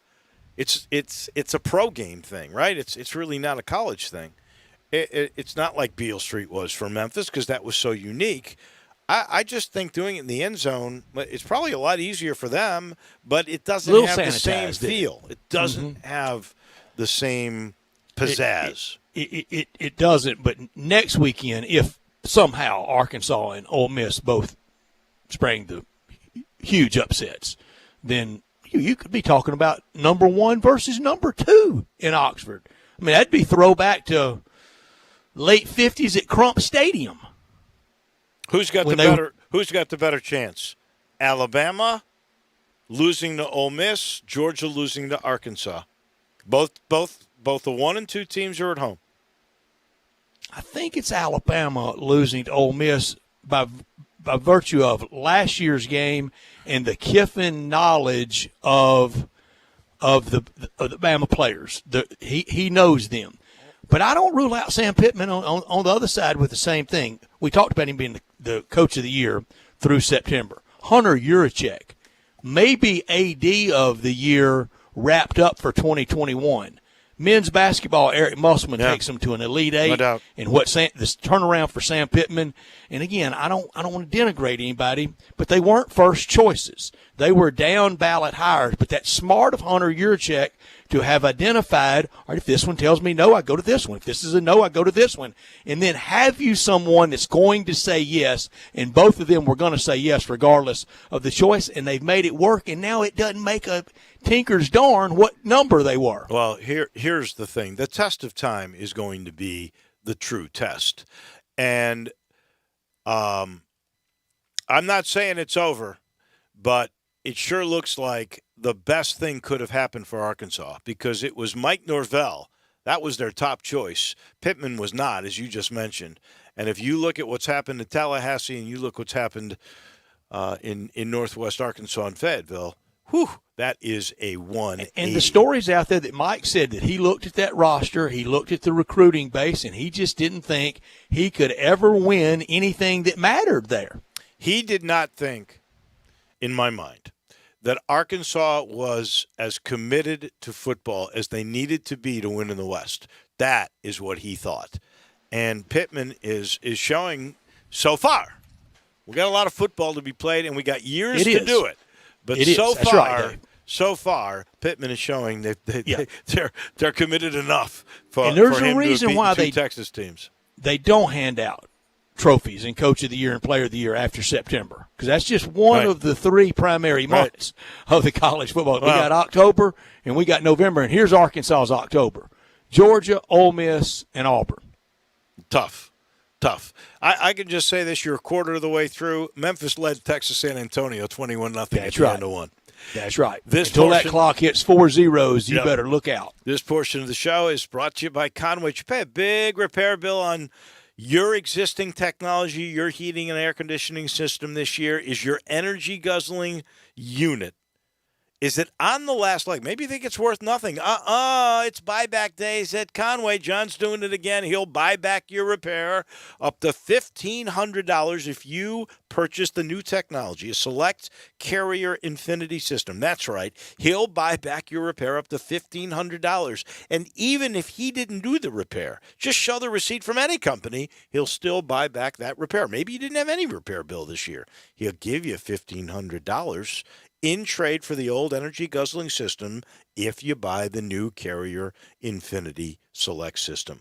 When air conditioning systems get older and inefficient, the cost of repairs and the higher utility bills, well, the savings you'll get from that almost pays for itself. All you got to do is make the call while they got the buyback. 384-3511, 384-3511. Conway Services, heating, cooling, plumbing, and electric. So, who won the weekend? Who do we have overreactions with? We'll tell you about that in just a minute. Be sure to follow us at Sports 56 WHBQ on Twitter, Facebook, and YouTube to watch live video of our shows. Stay up to date with station events and have chances to win prizes from Sports 56 and 98.5 FM. When you're watching the Tigers play or whatever team you support, you always look for the end result, the winning score. And when you're thinking of selling your home, the ultimate goal line is the closing table. This is Sheldon Rosengarten with Mark's Bensdorf Realtors. Getting your home sold for what you want and when you want it makes everyone happy. You should talk to 2 to 3 real estate brokers when you're thinking of selling your home, and make sure I'm one of them, especially if you want results. Most people have heard that when you want the job done, done, you need to call Shell Done. Call or email me today and find out about my highly successful strategic marketing program with the Shell Bucks option. You can reach me at 682-1868 or memphisrelocate.com. That's Shell Dunn Rosengarten. Call today at 682-1868 or memphisrelocate.com. And go Tigers!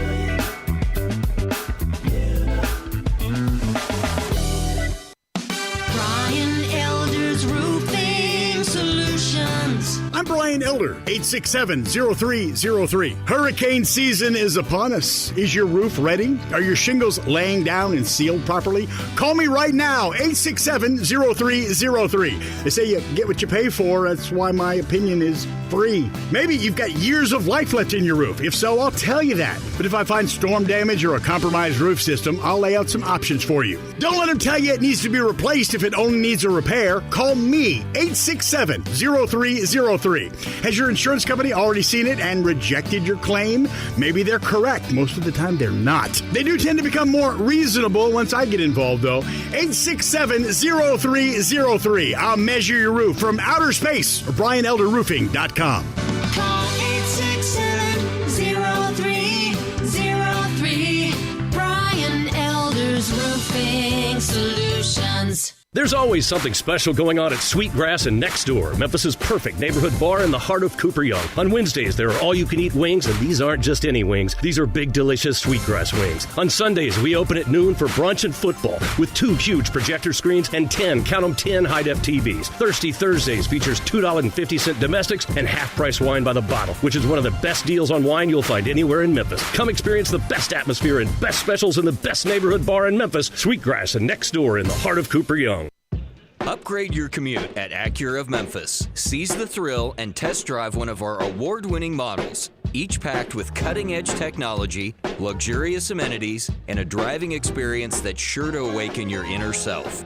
Driving shouldn't be a chore, it should be an adventure. Advance your drive today, shop our aggressive lease and finance options now, luxury is waiting at Acura of Memphis, or shop online 24/7, visit AcuraofMemphis.com. Now, more of Sports Time on Sports 56 with Wolo and Stats. This hour of Sports Time is brought to you by Homer Skelton Hyundai. Here once again are Dave Woloshin and Brad Norsworthy. So, who won the weekend in the pros? Who won the weekend in college football? What are some of the overreactions we might have? We give you those in a second. This is no overreaction. You want a great place to watch Monday Night Football? Go to the commissary at Houston, Levy, and Poplar. Or go to the original in Germantown and get plenty of food and go back and watch Monday Night Football. It's your house. And if you're craving an easier way to order, start your order at commissarybbq.com. commissarybbq.com or text commissary, 2 M's, 2 S's. Text commissary to 33733. Memphis-style barbecue and ribs, delicious and authentic. Memphis, that means slow. Start that barbecue feast with the great appetizers like the cheese plate or the tamales or the barbecue nachos invented in the early 80s at the Germantown Commissary. Dig into the ribs or the shoulder. You can get it by the 6-pack or an 8-pack or a 12-pack, all the different party packs. Soon we'll be talking about getting on that list for the holiday bird. It's coming up soon. Very close to talking about the Brunswick stew. It's getting Brunswick stew season at either commissary, the new Collierville commissary at Houston, Levy, and Poplar, or the original in Germantown. Save room for dessert and the best lemon icebox pie anywhere, and the banana pudding. It is outstanding. 901-754-5540 or online at commissarybbq.com in Collierville and Germantown. And get outside tonight. Enjoy that fresh air at the great party area at Houston, Levy, and Poplar. Or go to the original in Germantown. Thank you, Walker Taylor, so much for being with us. I know he was disappointed Saturday. I was texting with him, but I know he loves this Cardinal winning streak. The commissary, either the new Collierville commissary at Houston Levy or the original in Germantown. I think North Carolina State won the weekend. They beat Clemson. And here's why I think, even though they've already lost once to Mississippi State, look who's ahead of them in the Atlantic Coast, in the ACC Atlantic Division. The Deeks. Wake Forest, they're not going to keep that up. And Louisville, I think Louisville is a rather pedestrian team. I mean, I don't think Very they're average. terrible, but right. And They're then not terrible, but they're very average. And in the Coastal, you got Virginia Tech. They've already lost it. North Carolina, the two best teams, Clemson and North Carolina coming in have both lost twice already this year. Heck, North Carolina's lost twice in their conference. North Carolina State is still alive in a playoff hunt if they were to win out. I like the winner for the weekend that you have. My college football winner for the weekend, college football winner for September, it's the Razorbacks. On the day Sam Pittman was hired, if you had said on Monday, September 27th, the national conversation about college football will have the Arkansas Razorbacks primary involved in that conversation, 8th in the nation in the AP, people would have laughed you out. No doubt. No. I think if you take it for the whole month, Sam Pittman is your guy. Underdogs and beats the heck, dominates two teams from Texas that are supposed to be better. They win the Southwest Conference. They beat Rice, Texas, and A&M in September. Go. Bring it back. Drew would be hanging a banner, wouldn't he? He absolutely. He would have hung the banner after Texas, let alone the other two. Sure would have. I'm going to say in the NFL, clearly the winner for me, the Los Angeles Rams. They beat the defending Super Bowl champion Buccaneers. They did it in pretty nice style. They are now 3-0, and they are justifying, I think, all of our picks of them being the winners of the NFC. I'm going to go with the Denver Broncos and Teddy Bridgewater and his story. Now, it's just 1 month, but it was just one weekend that I'm giving them that they won. They remain undefeated. You look at that undefeated list from the NFL, and there are some teams on there that you wouldn't bet that they would be undefeated and Arkansas would be undefeated at the end of September. Yeah. In my overreactions, the SEC now Let's has. get Bryant's. Let's get Bryant's winners. I forgot about that. Yeah, Bryant, go ahead. So in college football, my winner of the week is Bowling Green. They got blown out the first week by Tennessee. Their only win coming into this week was Murray State, FCS school, but they beat Minnesota 14-10. Crazy. And then in the NFL, I went with the Chargers with a second-year quarterback in Justin Herbert going out and beating the Chiefs. Who's the best team in L.A., Rams or Chargers? Oh, it's the Rams. It's the Rams. It's the Rams. I don't think there's any doubt about that.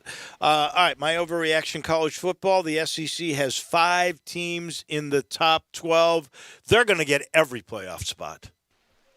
They probably deserve it. That's not overreaction. That's probably the way college football should be. Yeah. That's spoken like a true SEC fan. SEC, Homer.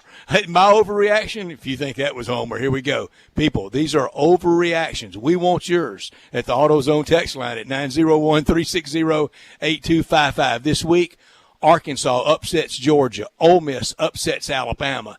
Next week, Oxford and Ole Miss, Arkansas and the Rebels, they get everything. They get Game Day. They get CBS. They get the New York Times. Heck, they get Scotland Yard comes in to cover the game. I don't even know if they do that. Is Katy Perry coming back? That's all I want to know.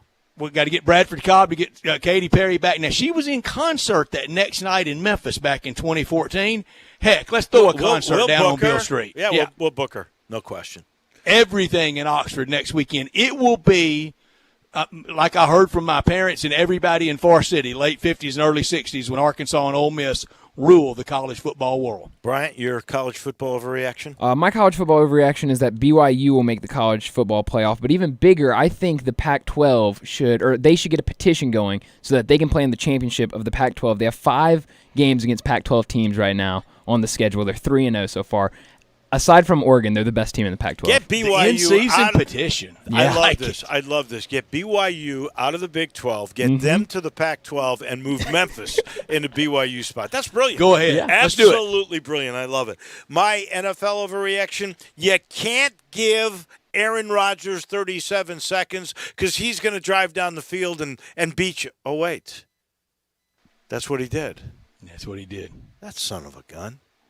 He's unbelievable. He's really unbelievable. His brother Saturday night compared Bryce Young to Aaron Rodgers, and he was speaking of Aaron Rodgers like he was some inanimate object. They must really hate each other. Oh, they do. They don't talk with one another at all. You can tell it. I mean, he was speaking of him like you would be speaking of the BYU quarterback. But from every indication, Rodgers' brother and mother and father have a relationship. It is Aaron who is basically positioned himself away from his family. He has isolated himself. He's a interesting dude, but I'll tell you this much. That guy, when you've got a minute left to go in a game, he's as good as anybody I've seen. Montana, Young, he sure is. Brady, every Peyton throw, Manning. every angle. He figures it out. And really, all it took was 2 throws last night. What the heck was wrong with that defense? It was skeletal. Prevents wins. That's all right. I can say. My overreaction from the NFL, it's quarterback play. All this Patrick Mahomes is going to win 5. He's not even the best quarterback in his division right now. The best quarterback in that division, it's the Charger quarterback. Herbert. Yeah. I'm going to go with the Seattle Seahawks. The days of being Super Bowl contenders and being a great team are over. They will finish in the bottom half of the NFL this year and for the next 5 years. Whoa. You don't like Pete Carroll. Is that the deal? That's the deal. I can see how you might not like him. He absolutely Pete Carroll back to SC.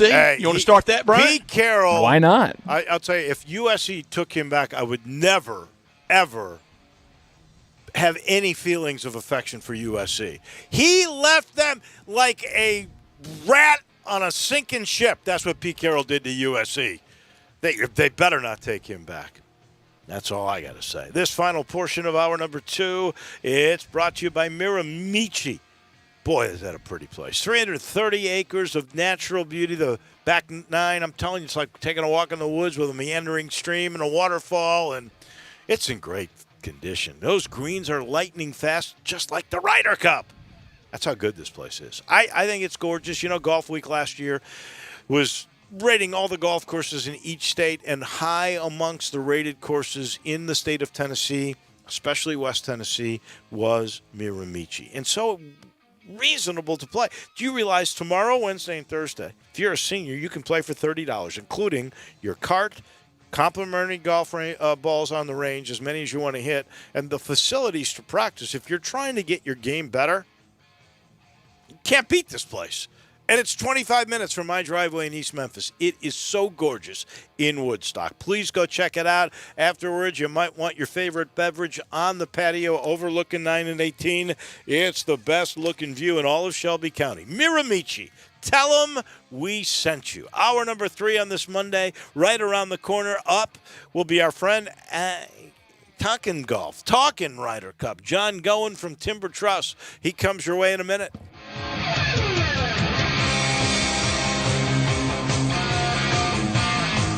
Hey everybody, it's Rick Earwood, and in my day I've bought several homes, and nothing can be more overwhelming and time-consuming than trying to secure financing. Let me steer you in the direction of Tommy Cotham at Bartlett Mortgage, a guy that's been originating loans for 25 years in the greater Memphis area. Tommy does all products, conventional, FHA, USDA, VA. Maybe you're wanting to stay in your home now and just refinance. He can do that as well. So hey, go ahead, give Tommy a call at 901-335-7308. Get your pre-approval so you'll know what you can spend, find your home, and then pack your boxes and get ready to move. It's that easy with Tommy Cotham at Bartlett Mortgage. Call him today at 901-335-7308. Once again, that number, 901-335-7308. Tell him Rick told you to call. At Napa, the more Valvoline products you buy, the more you save. It's like the quantum physics of deals. It doesn't really make sense, but somehow it works. Save $10 when you spend $40, $15 on 60, or $20 on 80. So no matter what multiverse you're living in, you'll be saving money. Quality parts, helpful people, that's Napa know-how. At participating locations does not include state and local taxes and recycling fees. Advertised sale price may not be available in some states. Rebate restrictions apply. Offer ends 9/30/21. The Original Hot Dog Factory and Spike's Wing, located at 4265 Hex Cross Road near 385. The menu offers a variety of all-beef hot dogs with over 20 choices. Try some of the best-selling favorites like the Bacon Wrap Memphis Dog and even sausages like Street Polish, Italian, or Jamaican Jerk Chicken. Open 7 days a week, Monday through Saturday, 11 till 10, and Sunday, 11 to 8. Catering and event hosting is available. Have your next meeting or family gathering at the Original Hot Dog Factory. Now hiring team members. Apply in person. The Original Hot Dog Factory and Spice Wing. Ole Miss Rebel Yell is back. The Rebel Yell Hotline Radio Show is back on WHBQ Sports 56 and 98.5 FM. Every Monday night at 6, hear the latest news on your Ole Miss Rebels with Yancey Porter with 24/7 Sports, former Ole Miss defensive tackle Mike Fitzsimmons, Gordon Ford covering SEC Sports Call, and former Ole Miss baseball announcer Gary Darby. From kickoff to free throw to extra innings, your Ole Miss sports on the Rebel Yell Hotline Show right here Monday night at 6 on Sports 56, 560 AM and 98.5 FM, your Mid-South sports station. I know the sweetest thing in Memphis, and I know it's been around for 115 years. You know, I'm talking about Dinstall's, and it's time to stock up heavy on Cashew Crunch, Heavenly Crunch, Turtlettes, all of your favorite Dinstall's treats. So easy to get. The sweetest thing in Memphis, all you have to do is head to Laurelwood or head to Germantown and Poplar right across from the hospital, or go where they make the candies. That's on Pleasant View. There's nothing that says Memphis better than Cashew Crunch with that little tinge of coconut, or the Turtlettes. Let's face it, there's nothing better than Dinstall's chocolate. That's the mainstay of all candies, isn't it? Milk chocolate, although their dark chocolate is pretty darn good. And if you get the peppermint with the dark chocolate and put it in the freezer, you're going to love it. So many ways to love Dinstall's. Stock up heavy on all of your favorite Dinstall's treats. 115 years of making Memphis oh so sweet. Our most vulnerable veterans are isolated at hospitals. And during their greatest time of need, their loved ones can have little or no contact with them. Imagine having to shelter in place forever. Learn how you can help at healvets.org. Help Heal Veterans, with the support of citizens like you, is making things better together. Learn more at healvets.org. This message is furnished by Help Heal Veterans, a not-for-profit organization. We are Sports 56 WHBQ Memphis and W253DF Memphis, Flynn Broadcasting Stations. Welcome back to Sports Time on Sports 56 with Wallo and Stats. This hour of Sports Time is brought to you by DeSoto Auto Sales. Here once again are Dave Woloshin and Brett Norsworthy. Final hour on this busy Monday, and we talk the victorious Ryder Cup for the United States team, 19-9 pummeling they put on the European team. We do that next with John Goin. But tonight, the biggest game of the week, it's Monday Night Football between the Eagles and Dallas. And FanDuel Sportsbook is about to make it even bigger for you because FanDuel, they're giving new customers 30-1 odds on either team to win. That means you can end the NFL week right by winning $150 on a $5 bet. Have fun with all the action. Money line, spread, touchdown score, same game parlay. I like the Cowboys. I like the Cowboys money line. I like the over. I like Dak Prescott to go over the passing yards. Throw this one in. Ezekiel Elliott to score first. Number one rated sports book app is FanDuel. Easy to use, safe and secure, fast payouts. FanDuel. Sports betting made simple, and they're always hooking you up with great offers. Plus, when you win, you'll get paid in as little as 24 hours. See for yourself why FanDuel is America's number one sports book. Sign up with promo code CASH this week, tonight, right now, before Dallas takes on Philadelphia. You could win $150 on a $5 bet. Remember to use promo code CASH so they know I sent you exclusively on the FanDuel Sportsbook app. Must be 21 or older and present in Tennessee. New users only.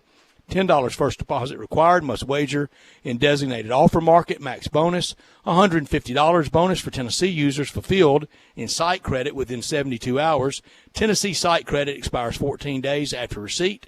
Restrictions apply. See full terms at sportsbook.fanduel.com. Gambling problem, call the Tennessee Red Line at 1-800-889-9789. This hour of our show brought to you every day by DeSoto Auto Sales down on Goodman Road at 5704 Goodman Road. Very proud to serve DeSoto County and the surrounding area. 662-890-7184. Go online to DeSotoAutoSales.com and see for yourself all the beautiful cars and all the testimonials of the many, many happy repeat customers. You'll be treated like family at DeSoto Auto Sales, but they care about your time and they want you to have the ultimate car experience. You walk in within 45 minutes, test drive a car, credit approved, paperwork completed, and you're out of there. They know we live in a world today that time really matters. They know that. That's why they keep it simple at DeSoto Auto Sales at 5704 Goodman Road, 662-890-7184. Come on down to DeSoto County for that town and country experience at DeSoto Auto Sales. I can't wait to talk to John Goen now. Who saw this coming? Both Brett and I actually thought the Europeans would win. Vegas thought it was the other way, minus 200 for Team USA. Nobody would have believed 19-9, the biggest margin of victory in the history of the Ryder Cup, going back to 1927. I trust all is well at Timber Trust. John Goen, thanks for joining us to recap this thing. Did you have any inkling that America would dominate the way they did? Well, good afternoon, guys. Hope y'all are well. I don't think anybody saw the domination coming. I was actually talking prior to, this is probably the least excited I have been going into a Ryder Cup. Me too.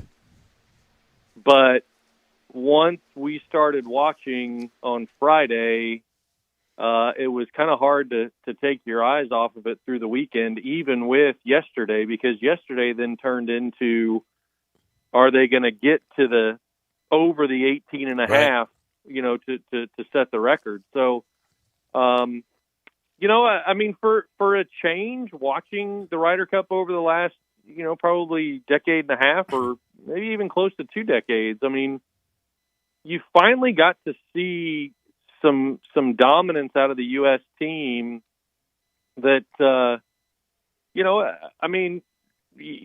don't see things changing anytime soon. You got to see how old the European team looked. And, whether some of that was the inability for their fans to be able to travel because of travel restrictions and everything, or whether it was just a matter of, what they say, the average world ranking of the American team was like 8.9 or something like that. Mm-hmm. So, we clearly have the best team, the best players in the world on the American team. And for once, they actually lived up to it. I think this is what you wanted out of the Tiger and Phil Mickelson squads that you never got, because at the end of the day, they just got so wrapped up in themselves. It was just a different vibe altogether. And you make a good point. These guys are young. What was their average age? Was 27.9? 28 or something like that? Yeah. So this could be a nice new trend because there's no bad DNA here, right? All they know now is success, that they can win playing together, whether it's alternate or the regular four ball. They can win that 8-4 in singles. If I'm the next European coach, and Padraig Harrington did everything he could, but if I'm the next guy, I am going to pick a younger team, and I'm going to pick, if I've got any older guys on there, I'm going to pick the easiest walking golf course. To go 5 straight rounds in 3 days on that golf course is grueling. Oh, most definitely. I'm curious to see, because I saw some of that where, the host team has complete control over the setup of the golf course. How thick do you grow the rough? Right. How fast are the greens? How wide they are? All of those types of things. So, I hope that it doesn't turn into this, but it could very well. And that is that, so when we go to Rome in 2 years, are we growing the rough up? Are we tightening the fairways? And now all of a sudden it swings. That's what they did in Paris. Potentially a European. Yeah, but Paris was different just because you still had Tiger and Phil and those guys playing in that event. It was very, very interesting to me last night, kind of watching all the interviews after the fact, that like we felt like that this next generation could care less about the Ryder Cup, and I think I'm wrong on that front.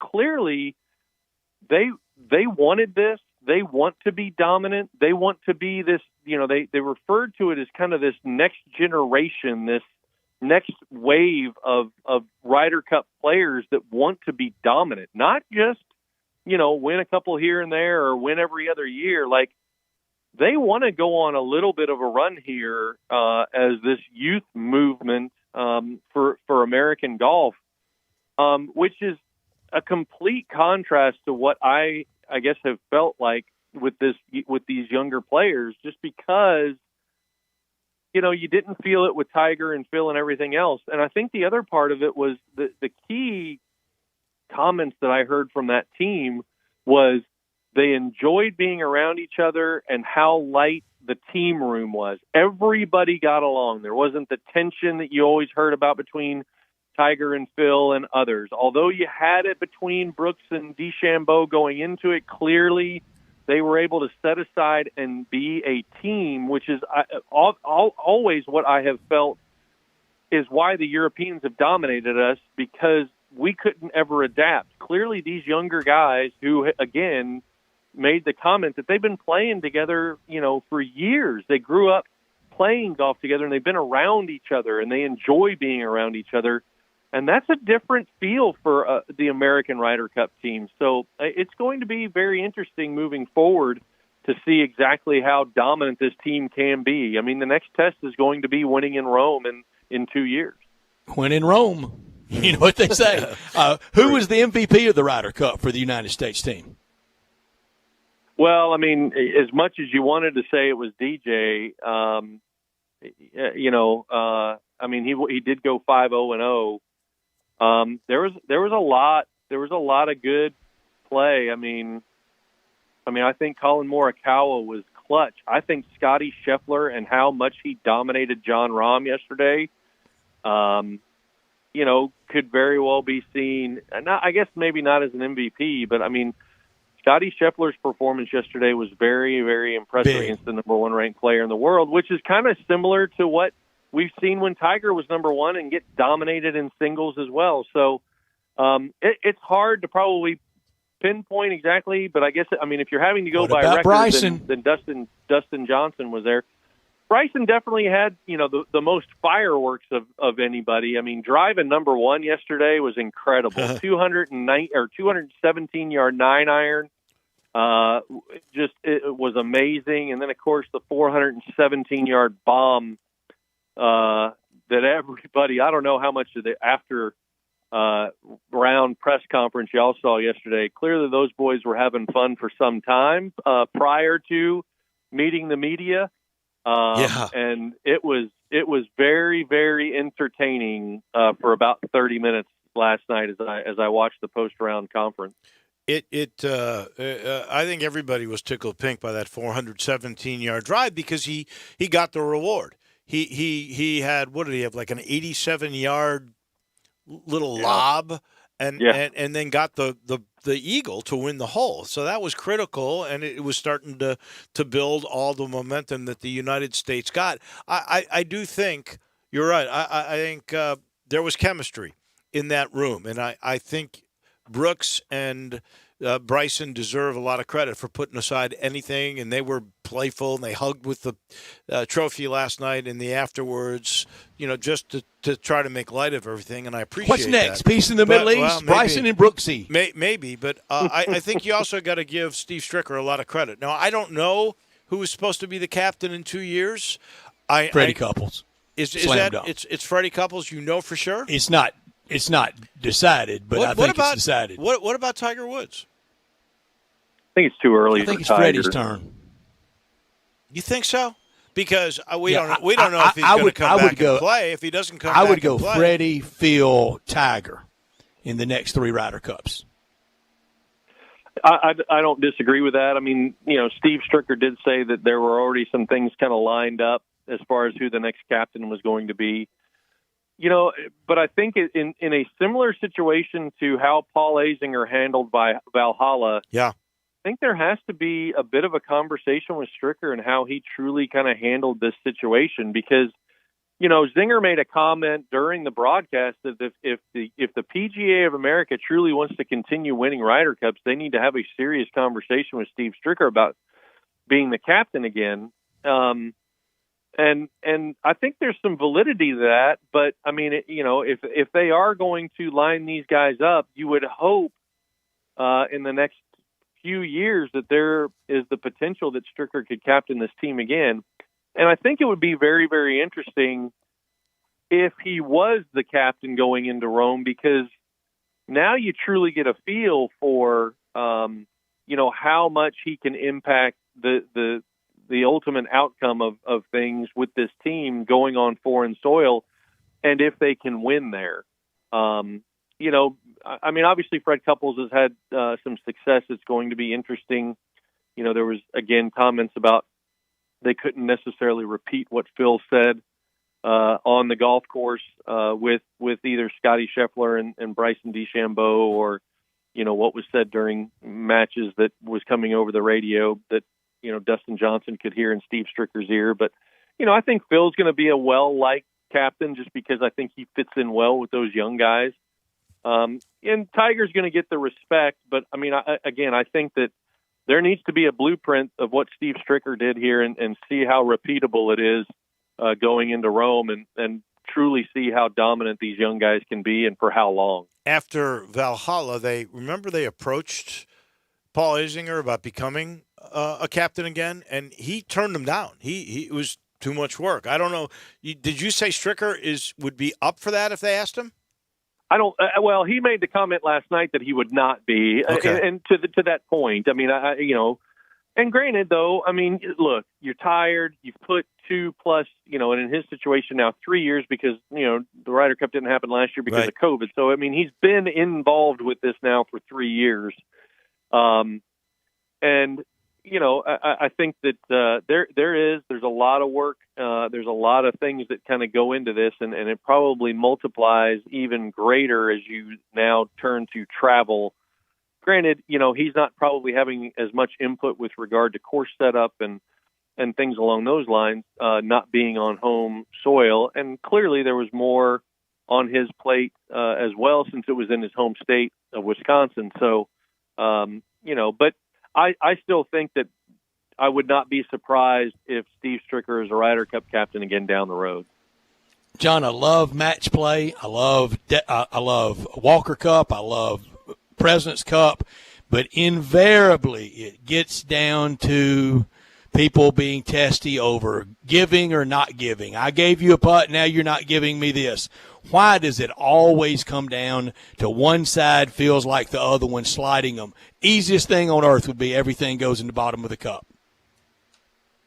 Yeah, it's the blessing and the curse, I guess, of match play at the end of the day. And, it also, you're probably giving putts early on, and then later, if things are tight, you're not necessarily giving a putt that you gave early on. So, it is. Somebody always gets offended. Sure. Well, and look, clearly there was some stuff in jest on a lot of that. But you know what? If the players don't make as big a deal of it as they make, then is it truly that big of an issue? But as soon as Scheffler and Bryson, and I think it was Shane Lowry for the Euros, as soon as they start making an issue of it, then it's going to kind of blow itself out of proportion a little bit. I think if the players, just to your point, go out and play golf, if it's given to you, it's given to you. How many times yesterday did Scotty Scheffler have a key putt for par to tie a hole that was 3-4 feet? Nothing was given there, and there was the potential that some of those could have been, given at some point in time. But, he was a grinder, and he made a lot of those putts in key moments. Like I said, it's the beauty of match play, and I think if the players just go out and if it's good, then you pick it up and you go on. If the guy doesn't give it to you, then putt the thing out. Don't make an issue of it and put your putter in the hole and show how much inside the leather it is, and go to the next hole making it like it's that big of a deal. So it's going to happen every single time in match play. So just play golf and move on. What do you think has happened with Rory McIlroy? The end, right before COVID hit, I really thought he was going to become a dominant force again, like he was for a short period of time 4 or 5 years ago. And he played poorly enough in this Ryder Cup where they benched him for a session. What's going on there, do you think? Well, I think Rory has always struggled putting. And I think he's a good ball striker, But, how many times can you go out in the course of a round and miss 5, 8, 10, 12 footers and not have it just absolutely wear you out mentally? And his shoulders slump when he does it. Sure. He's not getting older age little yippy thoughts in his head, is he? Well, I don't think so. He's 28? 28 or 29, I think. So, but the scar tissue, I think the same about Jordan Spieth at 28, 29. Well, but clearly Jordan's had a bit of a resurgence, but I think Jordan had the opposite issue. Jordan's always been a good putter, but because he wasn't striking the ball well, it put so much pressure on his putter that he started to struggle putting because he's basically having to make everything. Now that Jordan is back to being a better ball striker, he's not back to where he was at in 2015, but he has definitely made substantial strides in 2021. It takes a lot of pressure off of his putting game, which I think frees him up a little bit. And I think, if you probably look at his 2021 season stats, he was a better putter this past season than he probably has been in the last few years. And it's because he's become a better ball striker and he's put himself in position to then, make some putts and take the pressure off of his short game. So, but unfortunately, Rory's got a bit of the other issue. I mean, he can hit some good golf shots, but gosh almighty, he putts doggone near about as good as I do. Clearly those struggles can just absolutely just grate on your nerves and it affects, how positive you feel about your game. As we look forward to next year, and we got a ways, we got to enjoy the fall and then a little bit of winter before they hit it at Kapalua. Who do you think will emerge next year? And it could be like anybody from Patrick Cantlay to Dustin Johnson again, who went 5-0-0, as you mentioned. Who's going to be the guy, and maybe it'll be a European, maybe it'll be Hovland for all we know. Who's the guy that steps up big next year? I think coming out of this event in particular, how do you potentially not feel, although he's kind of been on the cusp, but how do you not think Scotty Scheffler comes out of this whole thing with a substantial amount of momentum, beating the number one player in the world in match play this year at the Dell in Austin, and then beating him again in the Ryder Cup as dominant as he was? Because I think he beat him 3-1 in the match play. And he beats him 4-3 in the Ryder Cup. And just, no emotion, doesn't get wrapped up in any of it. Didn't seem to let, racing out to the lead and birding 5 of the first 6 holes and then having, a couple, really the worst hole he played was the 5th hole, when he knocked it in the water, trying to go for it. He was just very, very dominant yesterday. And you have seen the possibility of things like that coming out of big events like this, almost, being like a major for some of these guys. And I think, a guy like Scotty Scheffler could really use this in a very positive way to create a substantial amount of momentum heading into the new season here. I can't wait. I really can't. I'm looking forward to the President's Cup. Who's the captain of the President's Cup for next year? Ooh, that's a great question. I don't even know. Brett, do you have that one? That's a good one. I don't know. Man, how could we not know that? We're speculating on 2 years from now because we love the Ryder Cup more than Davis Love, maybe. Cup. Could be. I think it is. You think it's Davis Love? Okay, I'm good with that. I'm good with that. Well, anyway, it's sort of the official end of the golf season until we pick up next spring. But it was a great year. There's no question about that. And as always, we've really enjoyed having you, John, and I know your golf course keeps getting better and better. Well, I appreciate it so much, guys. And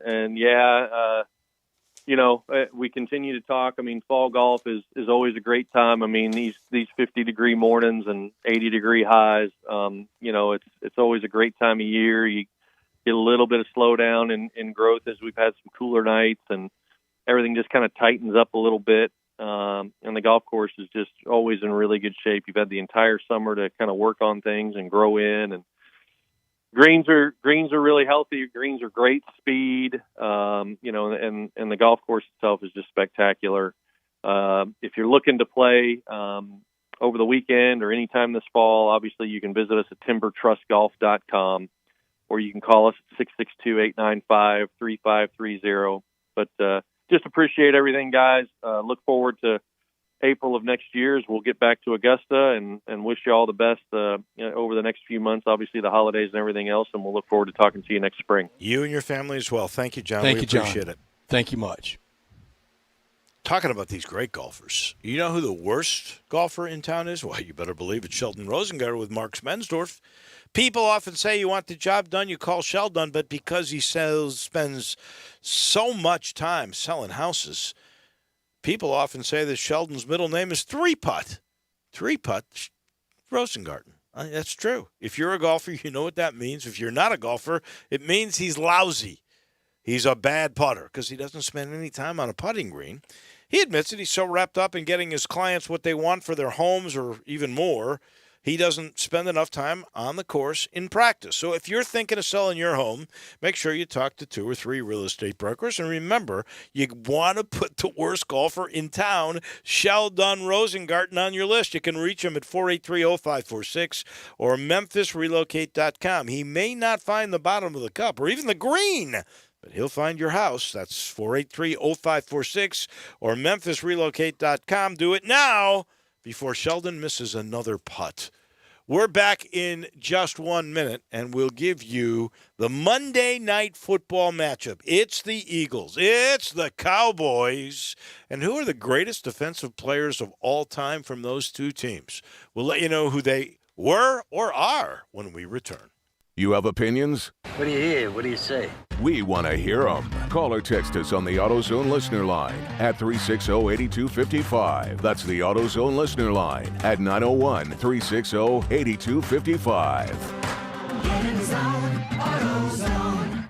Hey, Jeff Allen, I hear that 3's a charm at Gossett Kia South Mount Moriah, so I'm ready to trade up to a Kia sales event with you, my man. That's right, Randy. 3 rides, all just $248 a month. Take your pick from a 2022 Kia Soul LX, 2021 Kia Forte LXS, or a 2021 Kia Rio LXS. Your choice, $248 a month. And Soul, longer, better warranty than Honda or Nissan. Forte, more passenger volume and thousands less than Honda Civic. And Rio, higher MPG and thousands less than Corolla. Plus, you'll get Kia's 10-year, 100,000-mile powertrain limited warranty program. So whether you live in Horn Lake, South Haven, Olive Branch, or Memphis, you'll be happy at Gossett Kia on Mount Moriah, 2680 Mount Moriah, or KiaMountMoriah.com. All 72 months at 2.9 APR, $29.99 down. Sold in 716-1784, MSRP $20,500. Forte ME $402,825, MSRP $20,055. Rio ME $427,894, MSRP $19,755. Includes all rebates and incentives. Fee of $695. Must finance through Kia on low APR. Excludes tax, title, and license with approved credit. See dealer for complete details. Offer valid through 8/31/2021. Dealer stock only. 5-Ash Roofing, it's what we do. Roofing and siding, gutters too. We're the pros you can trust to get it done right. Call on us. 5-Ash Roofing, the name to know. 5-Ash Roofing, the only way to go. 5-Ash Roofing, it's what we do. 5-Ash Roofing. Is that not the corniest thing you've ever heard? Can you believe I paid good money for that silly jingle? Well, the experts say make it memorable, and I think I got my money's worth. 5-Ash Roof Services, proud partner of the Memphis Tigers and the official roofer of the Tigers home team. 5-Ash Roofing, 367-0050 or memphisroofer.com. 367-0050 or memphisroofer.com. 5-Ash Roofing, it's what we do. We're here for you. Get in zone, AutoZone. Welcome to AutoZone. What are you working on today? If your lights seem dim, it's probably time to change them. We can help you do the job right. If you do decide to change your lights, we've got reliable replacement lights waiting for you. We've even got headlight restoration kits that can have your existing lights shining brighter. You can get whatever you need fast with our next day delivery or free same-day store pickup. Getting the job done just got easier. Restrictions apply. Get in zone, AutoZone. Listen Sundays at 11 a.m. to join Idlewild Presbyterian Church for worship. Idlewild is a PCUSA church located in Midtown Memphis. Do you know one of the best things you can do for your employees or family's health? Provide Arctic Clear bottled water. Arctic Clear bottled water is your locally owned and operated bottled water provider. Arctic Clear is 100% natural spring water with free delivery and setup, dependable service, and no long-term contracts. What an easy choice. Call Jeff Manus today, 901-382-2363, or visit arctic-clear.com. Arctic Clear bottled water. Call now, 382-2363. That's 382-2363. Welcome back to Sports Time on Sports 56 with Wallo and Stats. This hour of Sports Time is brought to you by DeSoto Auto Sales. Here once again are Dave Woloshin and Brett Norsworthy. Monday Night Football will be a good showdown between two NFC East teams. Two teams that have a little Tiger magic to them. On the Dallas side, you got Tony Pollard. On the Philly side, you actually have two Tigers. You've got Kenny Gainwell now, and you've got Jake Elliott. So there will be a lot of Memphis flavor to this one. We'll let you know who are the best defensive players from both these franchises in a minute. The Cowboys, by the way, are 3.5-point favorites. And this portion of the show brought to you by Old Dominick. I got a cool place to go. If you're downtown, you're looking for something different to do, there's a couple of different things you can do. There are 45-minute sensory journeys that you will get if you take the distillery tour of the Old Dominick Distillery. It's a cool place, 305 South Front, right in the heart of downtown.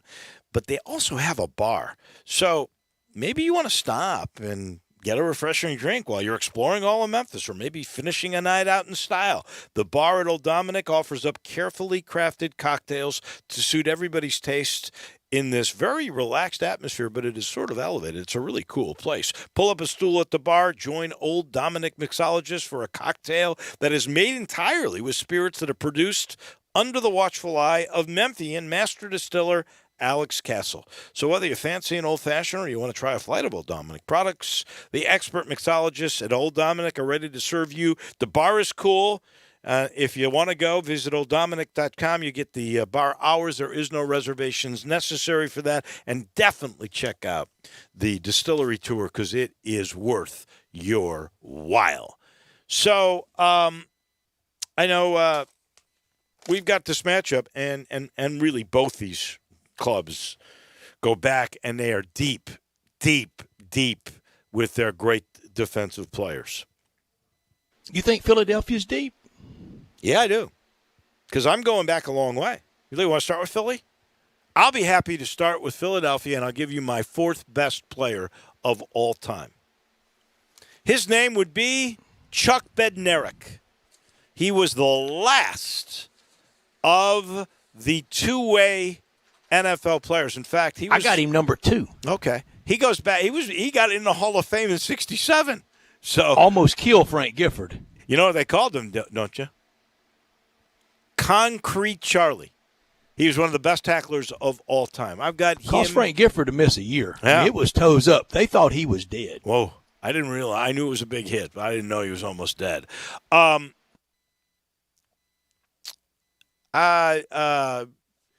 I've got Brian Dowling, safety, 7-time Pro Bowler. Brian Dawkins, I'm sorry. I have Jerome Brown. Now, Jerome Brown's interesting. Only 5 years, but it was impactful. Well, short career, great defensive tackle. They thought was on his way to being a Hall of Fame, one of the greats of all time, and he died in a car crash at the age of 27.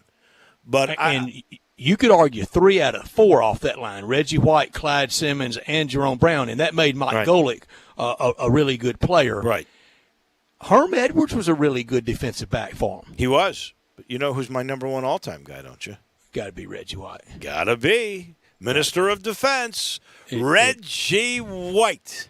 Number 1 defender at UT, number 1 defender with the Showboats, number 1 with the Packers, number 1 with the Eagles. I'll go the other direction. I'll go Reggie White 1, Chuck Bednarik 2, Brian Dawkins 3, and then old number 66 from Arkansas State University, Bill Berge. Bill Berge. He was crazy. They say Bill Berge once lit himself on fire. Well, better hope all that works out. It did work out for him. He survived. Have some water nearby is all I can tell you. He was crazy. I mean, he was absolutely crazy. He was not on my list, but I should have put him on the list. I love that guy. That was great. Bryant, who's on yours? So starting at number 4, Fletcher Cox. Number 3, Troy Vincent. Number 2, Brian Dawkins. And number 1, Reggie White. Okay. Fletcher Cox. I like Fletcher Cox on there from Yazoo City. Yeah. He's playing into that. Interesting. And the only thing that really limits Jerome Brown is the sadness by his career being cut short from the automobile accident. Yeah, no question. No, not just his career, everything. Yeah. That was the end of him. All right, Dallas Cowboys, and you could pick 10 guys here, right? That's pretty deep could you go? You can go pretty deep. I mean, just in the secondary, you could go Charlie Waters, Cliff Harris, Rod Woodson. This is people that aren't on my list. Right. Agreed. I think Mel Renfro, Herb Adderley. Herb Adderley again. Herb Adderley. Bryant. Yeah. I think of him as Cornell a Packer, Green. Though, don't you? Won a Super Bowl with the Cowboys. I know. But Herb Adderley, how many years did he play with the Packers? He must have been there 8 years. Well, I mean, Jerome Brown only played 5. Adderley played about 4 with the Packers or the Cowboys. That's true. So my number 1 guy is Bob Lilly. I mean, he brought the Cowboys. Mr. Cowboy. Mr. Cowboy. He brought the Cowboys into being the relevant America's team that they became. And he played for a long time. He played from 61 to 74. I don't know. How was Bob Lilly's life after playing? He had to be a broken up guy. like they all are. Yeah, exactly. Like they all are. Right. I mean, especially for that era. Yeah, he played a long time too. I got Randy White, who I got to cover in 1985, and he was very nice to me. Randy White was. I saw him in an AutoZone Liberty Bowl with the Maryland Terrapins against Tennessee in 1974. Oh, did I ever tell you the Tommy West Randy White story? I know it well. And you know why too. Why? Very wrong word, said to Condridge Holloway. Oh, yeah, that's right. So Tommy was defending his teammate, who was a good buddy. Took a swing of his, at him. And you know you tough, you take a swing at Randy White. Right. Oh, yeah. And Tommy thought Randy White was going to kill him after the game. He was walking with his I would be scared Randy White would try to kill you now. Randy White was actually, when I got to Dallas, he was one of the nicest guys to me. He gave me access. You know, I had to do those doggone daily reports of the Cowboys. And Randy White was really a nice guy to me. But I do remember, I learned later about the Randy White story with Tommy. And Tommy, of course, can tell it so beautifully. I got DeMarcus Ware third. Guy's got 117 sacks. And then I got the guy that arguably is the best cover corner ever. Neon Deion. I gotta have Deion Sanders as my 4th best Dallas Cowboy. Bryant, since they're your team, you go. So starting at number 1, we got Randy White. Number 2, DeMarcus Ware. Number 3, Mel Renfro. And then number 4, Primetime. Ed Jones. Very good. So you got no Bob Lilly in there.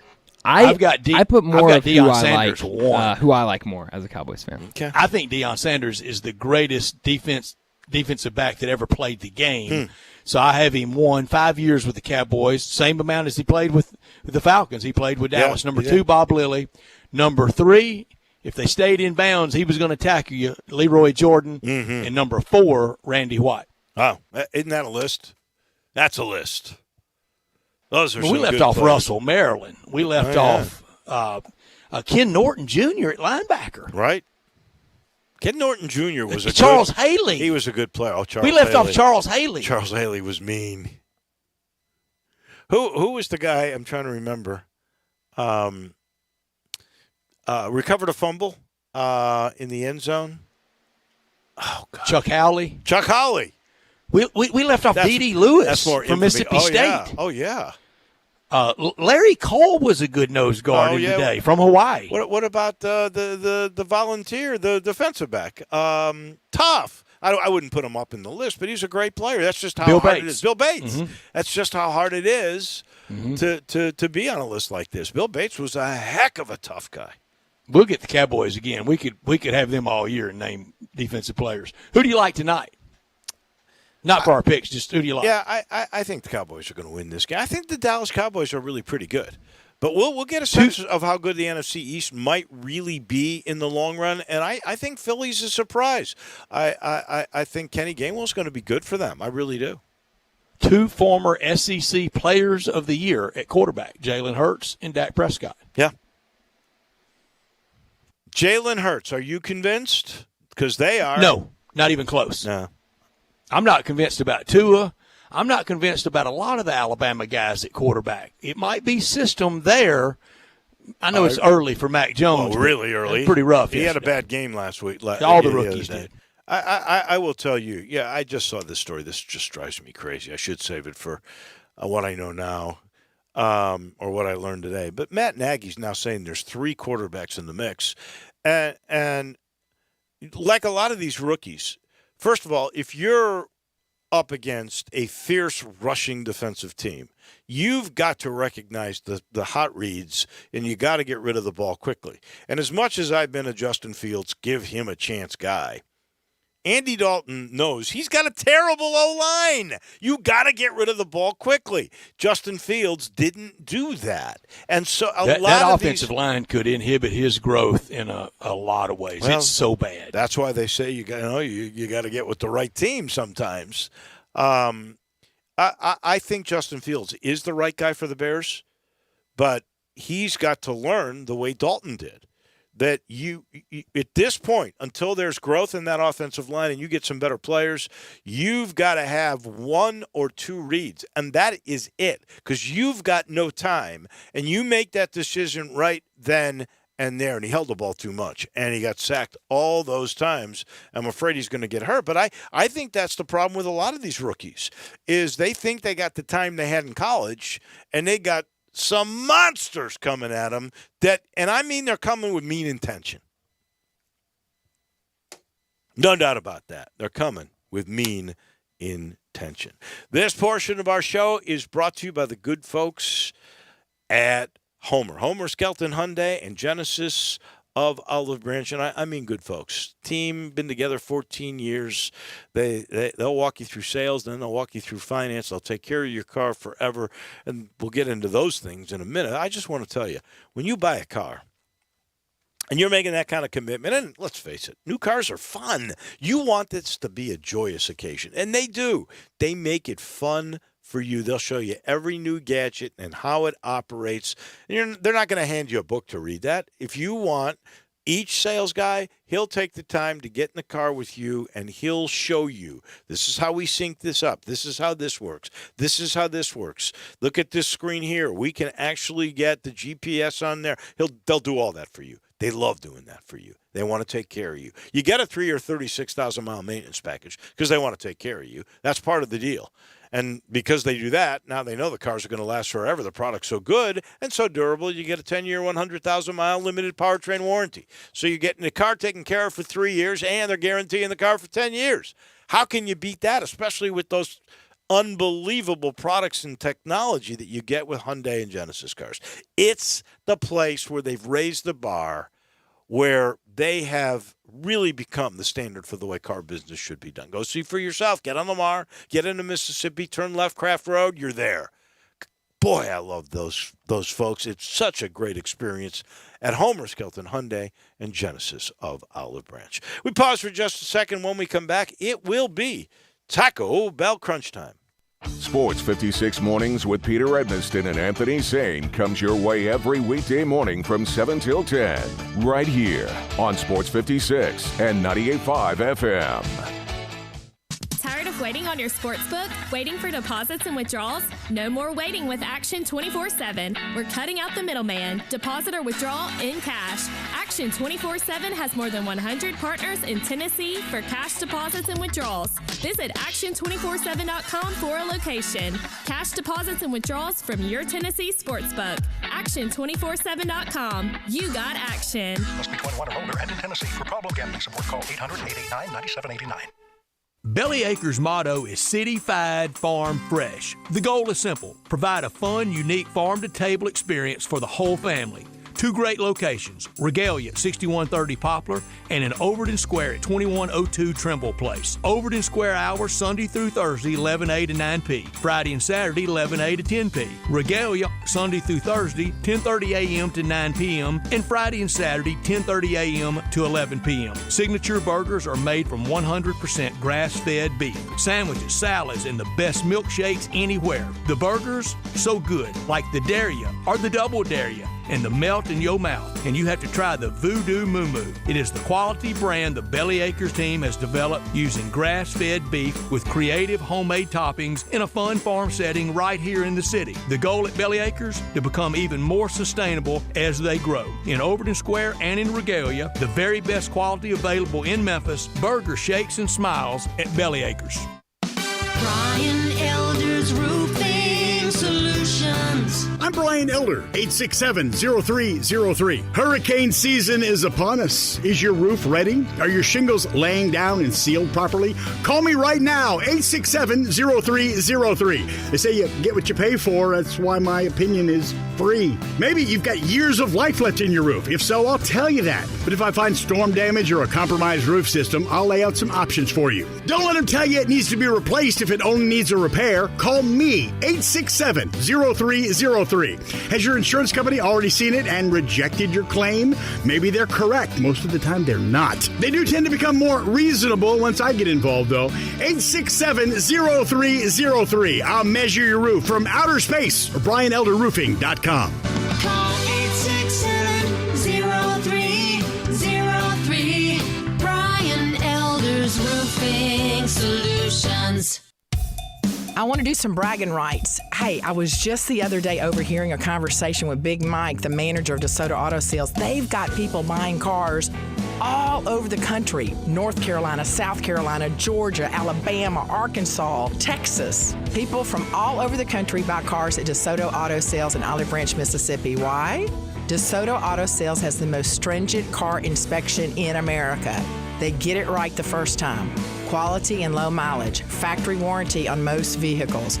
My favorite part is the people who work there. Big Mike, all the employees are professional, friendly, and go that extra mile. Expect as you walk in the door, you're treated like family. DeSoto Auto Sales understands your time matters.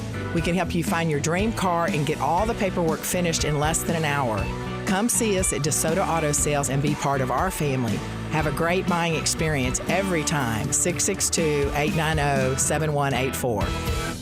It's hot outside and your air conditioner just quit. Quick, who do you call? Automatic Air Conditioning, Heating, and Plumbing, of course, with 24-hour emergency service available. Automatic understands your house is unique, so they work fast to find the right solution for your family's comfort and budget needs. And with financing available and payments as low as $75 a month, it's never been easier to make your home comfortable. Call 363-4636 or go online to itsautomatic.com.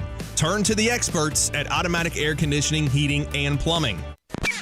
Welcome back to Sports Time on Sports 56 with Wallo and Stats. This hour of Sports Time is brought to you by DeSoto Auto Sales. Here once again are Dave Woloshin and Brad Norsworthy.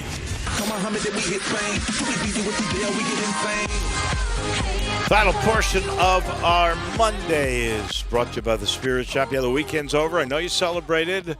Maybe some of us drowned our sorrows in some spirits. I know that was my case on Saturday night, but it's a whole new week and lots of new prospects. And, well, maybe you're headed to Tuscaloosa and you want to have something for tailgating Best place to go locally here is go see my guys at the Spirit Shop. A guy came up to me the other day, and he was saying, "You are so right." I walked into the Spirit Shop. That's Poplar and St. Nick, 4646 Poplar. That's that little log cabin that's right down from Clark Tower. And he goes, I just can't believe all the product that they have in the place. Well, Eddie Connor is an engineer of space that is just amazing. Because when you walk in there, you'll see so many great bottles of wine and bourbon and vodka and tequila and all the beer you could find, even the local IPAs, everything in one stop, so conveniently put together. Just ask them. They all know where everything is. And he's got some valuable wines that are like way down low, hidden behind a box, got dust on them, and they've got the original sticker prices on them. He doesn't try to go up. So whatever he got it at, that's what he's going to do. That's how he does business. It's great. It's been a family business since 1969. Go see the Connor family. Go stock up because you're out from the weekend. Reload at the Spirit Shop. It is all of a sudden Taco Bell crunch time. Go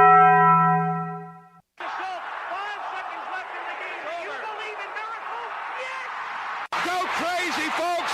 Go crazy! This is for all the biggest crunch time. You are looking live. In your life have you seen anything like that? Goodbye! Hello, Haskins. It's obviously crunch time. Hammer, nail, coffin, this baby is over. Looking for something new at Taco Bell? Try the original tacos meets the instant classic, nacho fries. There's bound to be some magic. Nacho fries are essentially building blocks for culinary imagination. Slightly seasoned, go with bold spices. Warm nacho cheese and sour cream, loaded taco fries are covered with seasoned beef, nacho cheese sauce, ranch, tomato, and shredded cheese. In short, the legend of nacho fries lives on. Dave, we learned in the Tiger game, and we're seeing it all over college football, NFL as well. It's a few plays. A lot of the players are the same. Very small margin for error for most teams. No lead is safe. Texas San Antonio, they're a good team, but up 21-0 at the end of the first quarter at home, that has to be a win. I agree. You know, it is interesting, the evolution of the game that we always see and how offense rules the day, the way the way the rules have been written. It's always the name of the game. Here's the way defenses, and I've watched these alignments now because I do these charts every week. So many teams, especially in the American, are going to a 3-3-5 lineup. Across college football. That's the answer to the way the game is going. Learned today, Jalen Duren, big guy that signed with the Memphis, signed an NIL with Wayner Sports. He was at Tiger Lane Saturday. Was he? Wayner was? Yeah, a lot of the basketball. No. Duren. Jalen Duren was. Okay. Well, Wayner may have been. Wayner might have been. This is the first basketball client he's had. He's been in the business, football and baseball, and in Wayner Sports is some sort of social media thing that I don't really. Brian Takers probably knows about all this. I'm not hip enough, but he's got 9 million Instagram followers. So that would equate that if you list something on social media, you can pay a guy some money for every time he posts. Dave, we need to get you an IG account. Yeah, probably I need one. By the way, I don't know if we mentioned this. Andy Reid's out of the hospital. They released him today. Yeah. And safe, not sorry. It was a good call. Yeah, the doctor said hospital immediately. Right. And he's chomping at the bit to get back to work. So he's going to be involved. I agree with you 100%. I'm telling you, when you get over about 50, if you think, do I need to go to the hospital? Go. Well, for sure 60. For sure 60. Could have done without Jordan Rodgers on Saturday night comparing Bryce Young to his brother. And he spoke about him like they hate each other because I think they hate each other. They do. Wow, isn't that something? It is something. It's sad. Jordan Rodgers knows he's not going to be around at Aaron Rodgers' will reading. No, that is a dysfunctional family, and that's it is. I hate to see that. I wish you could have heard that snippet of him talking about him like he was an inanimate object. I may not have Instagram, my friend, but I can Google. You got to Google. I'm the Google guy, buddy.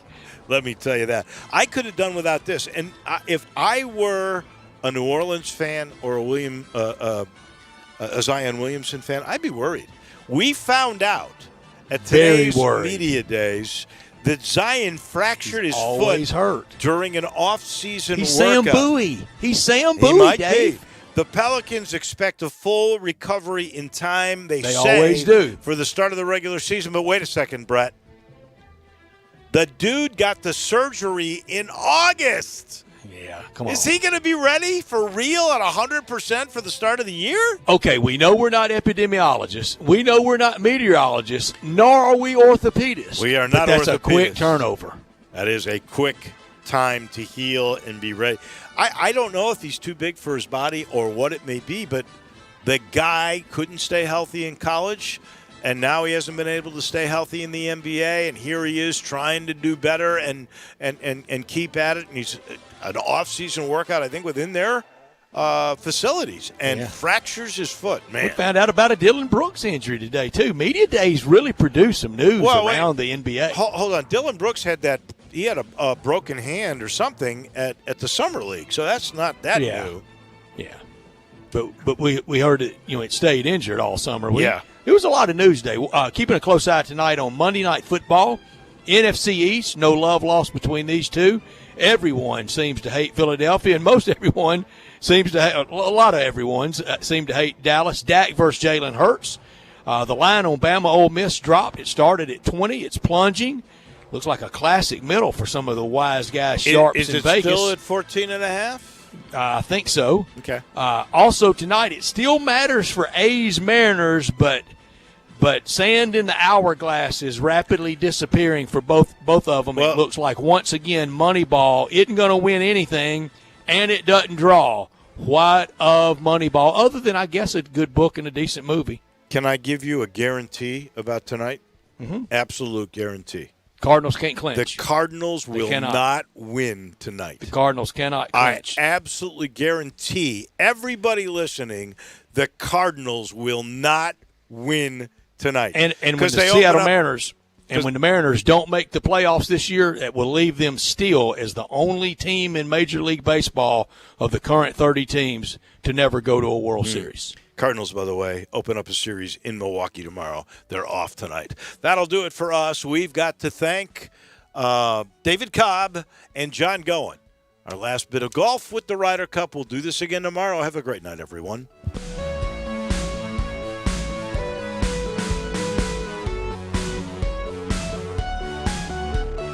AC trouble? Call Air Doctors of Memphis, 901-598-HVAC. Owner Matt Davis is a third-generation full-service air conditioning specialist. Air Doctors of Memphis services all major brands, and labor and parts are guaranteed 100%. Their yearly AC checkup is only $60. Then this year, Air Doctors is the official HVAC contractor for St. Jude Dream House. Air Doctors installed the St. Jude Dream House new Train high-efficiency equipment. Get your service from the best. AirDoctorsOfMemphis.com.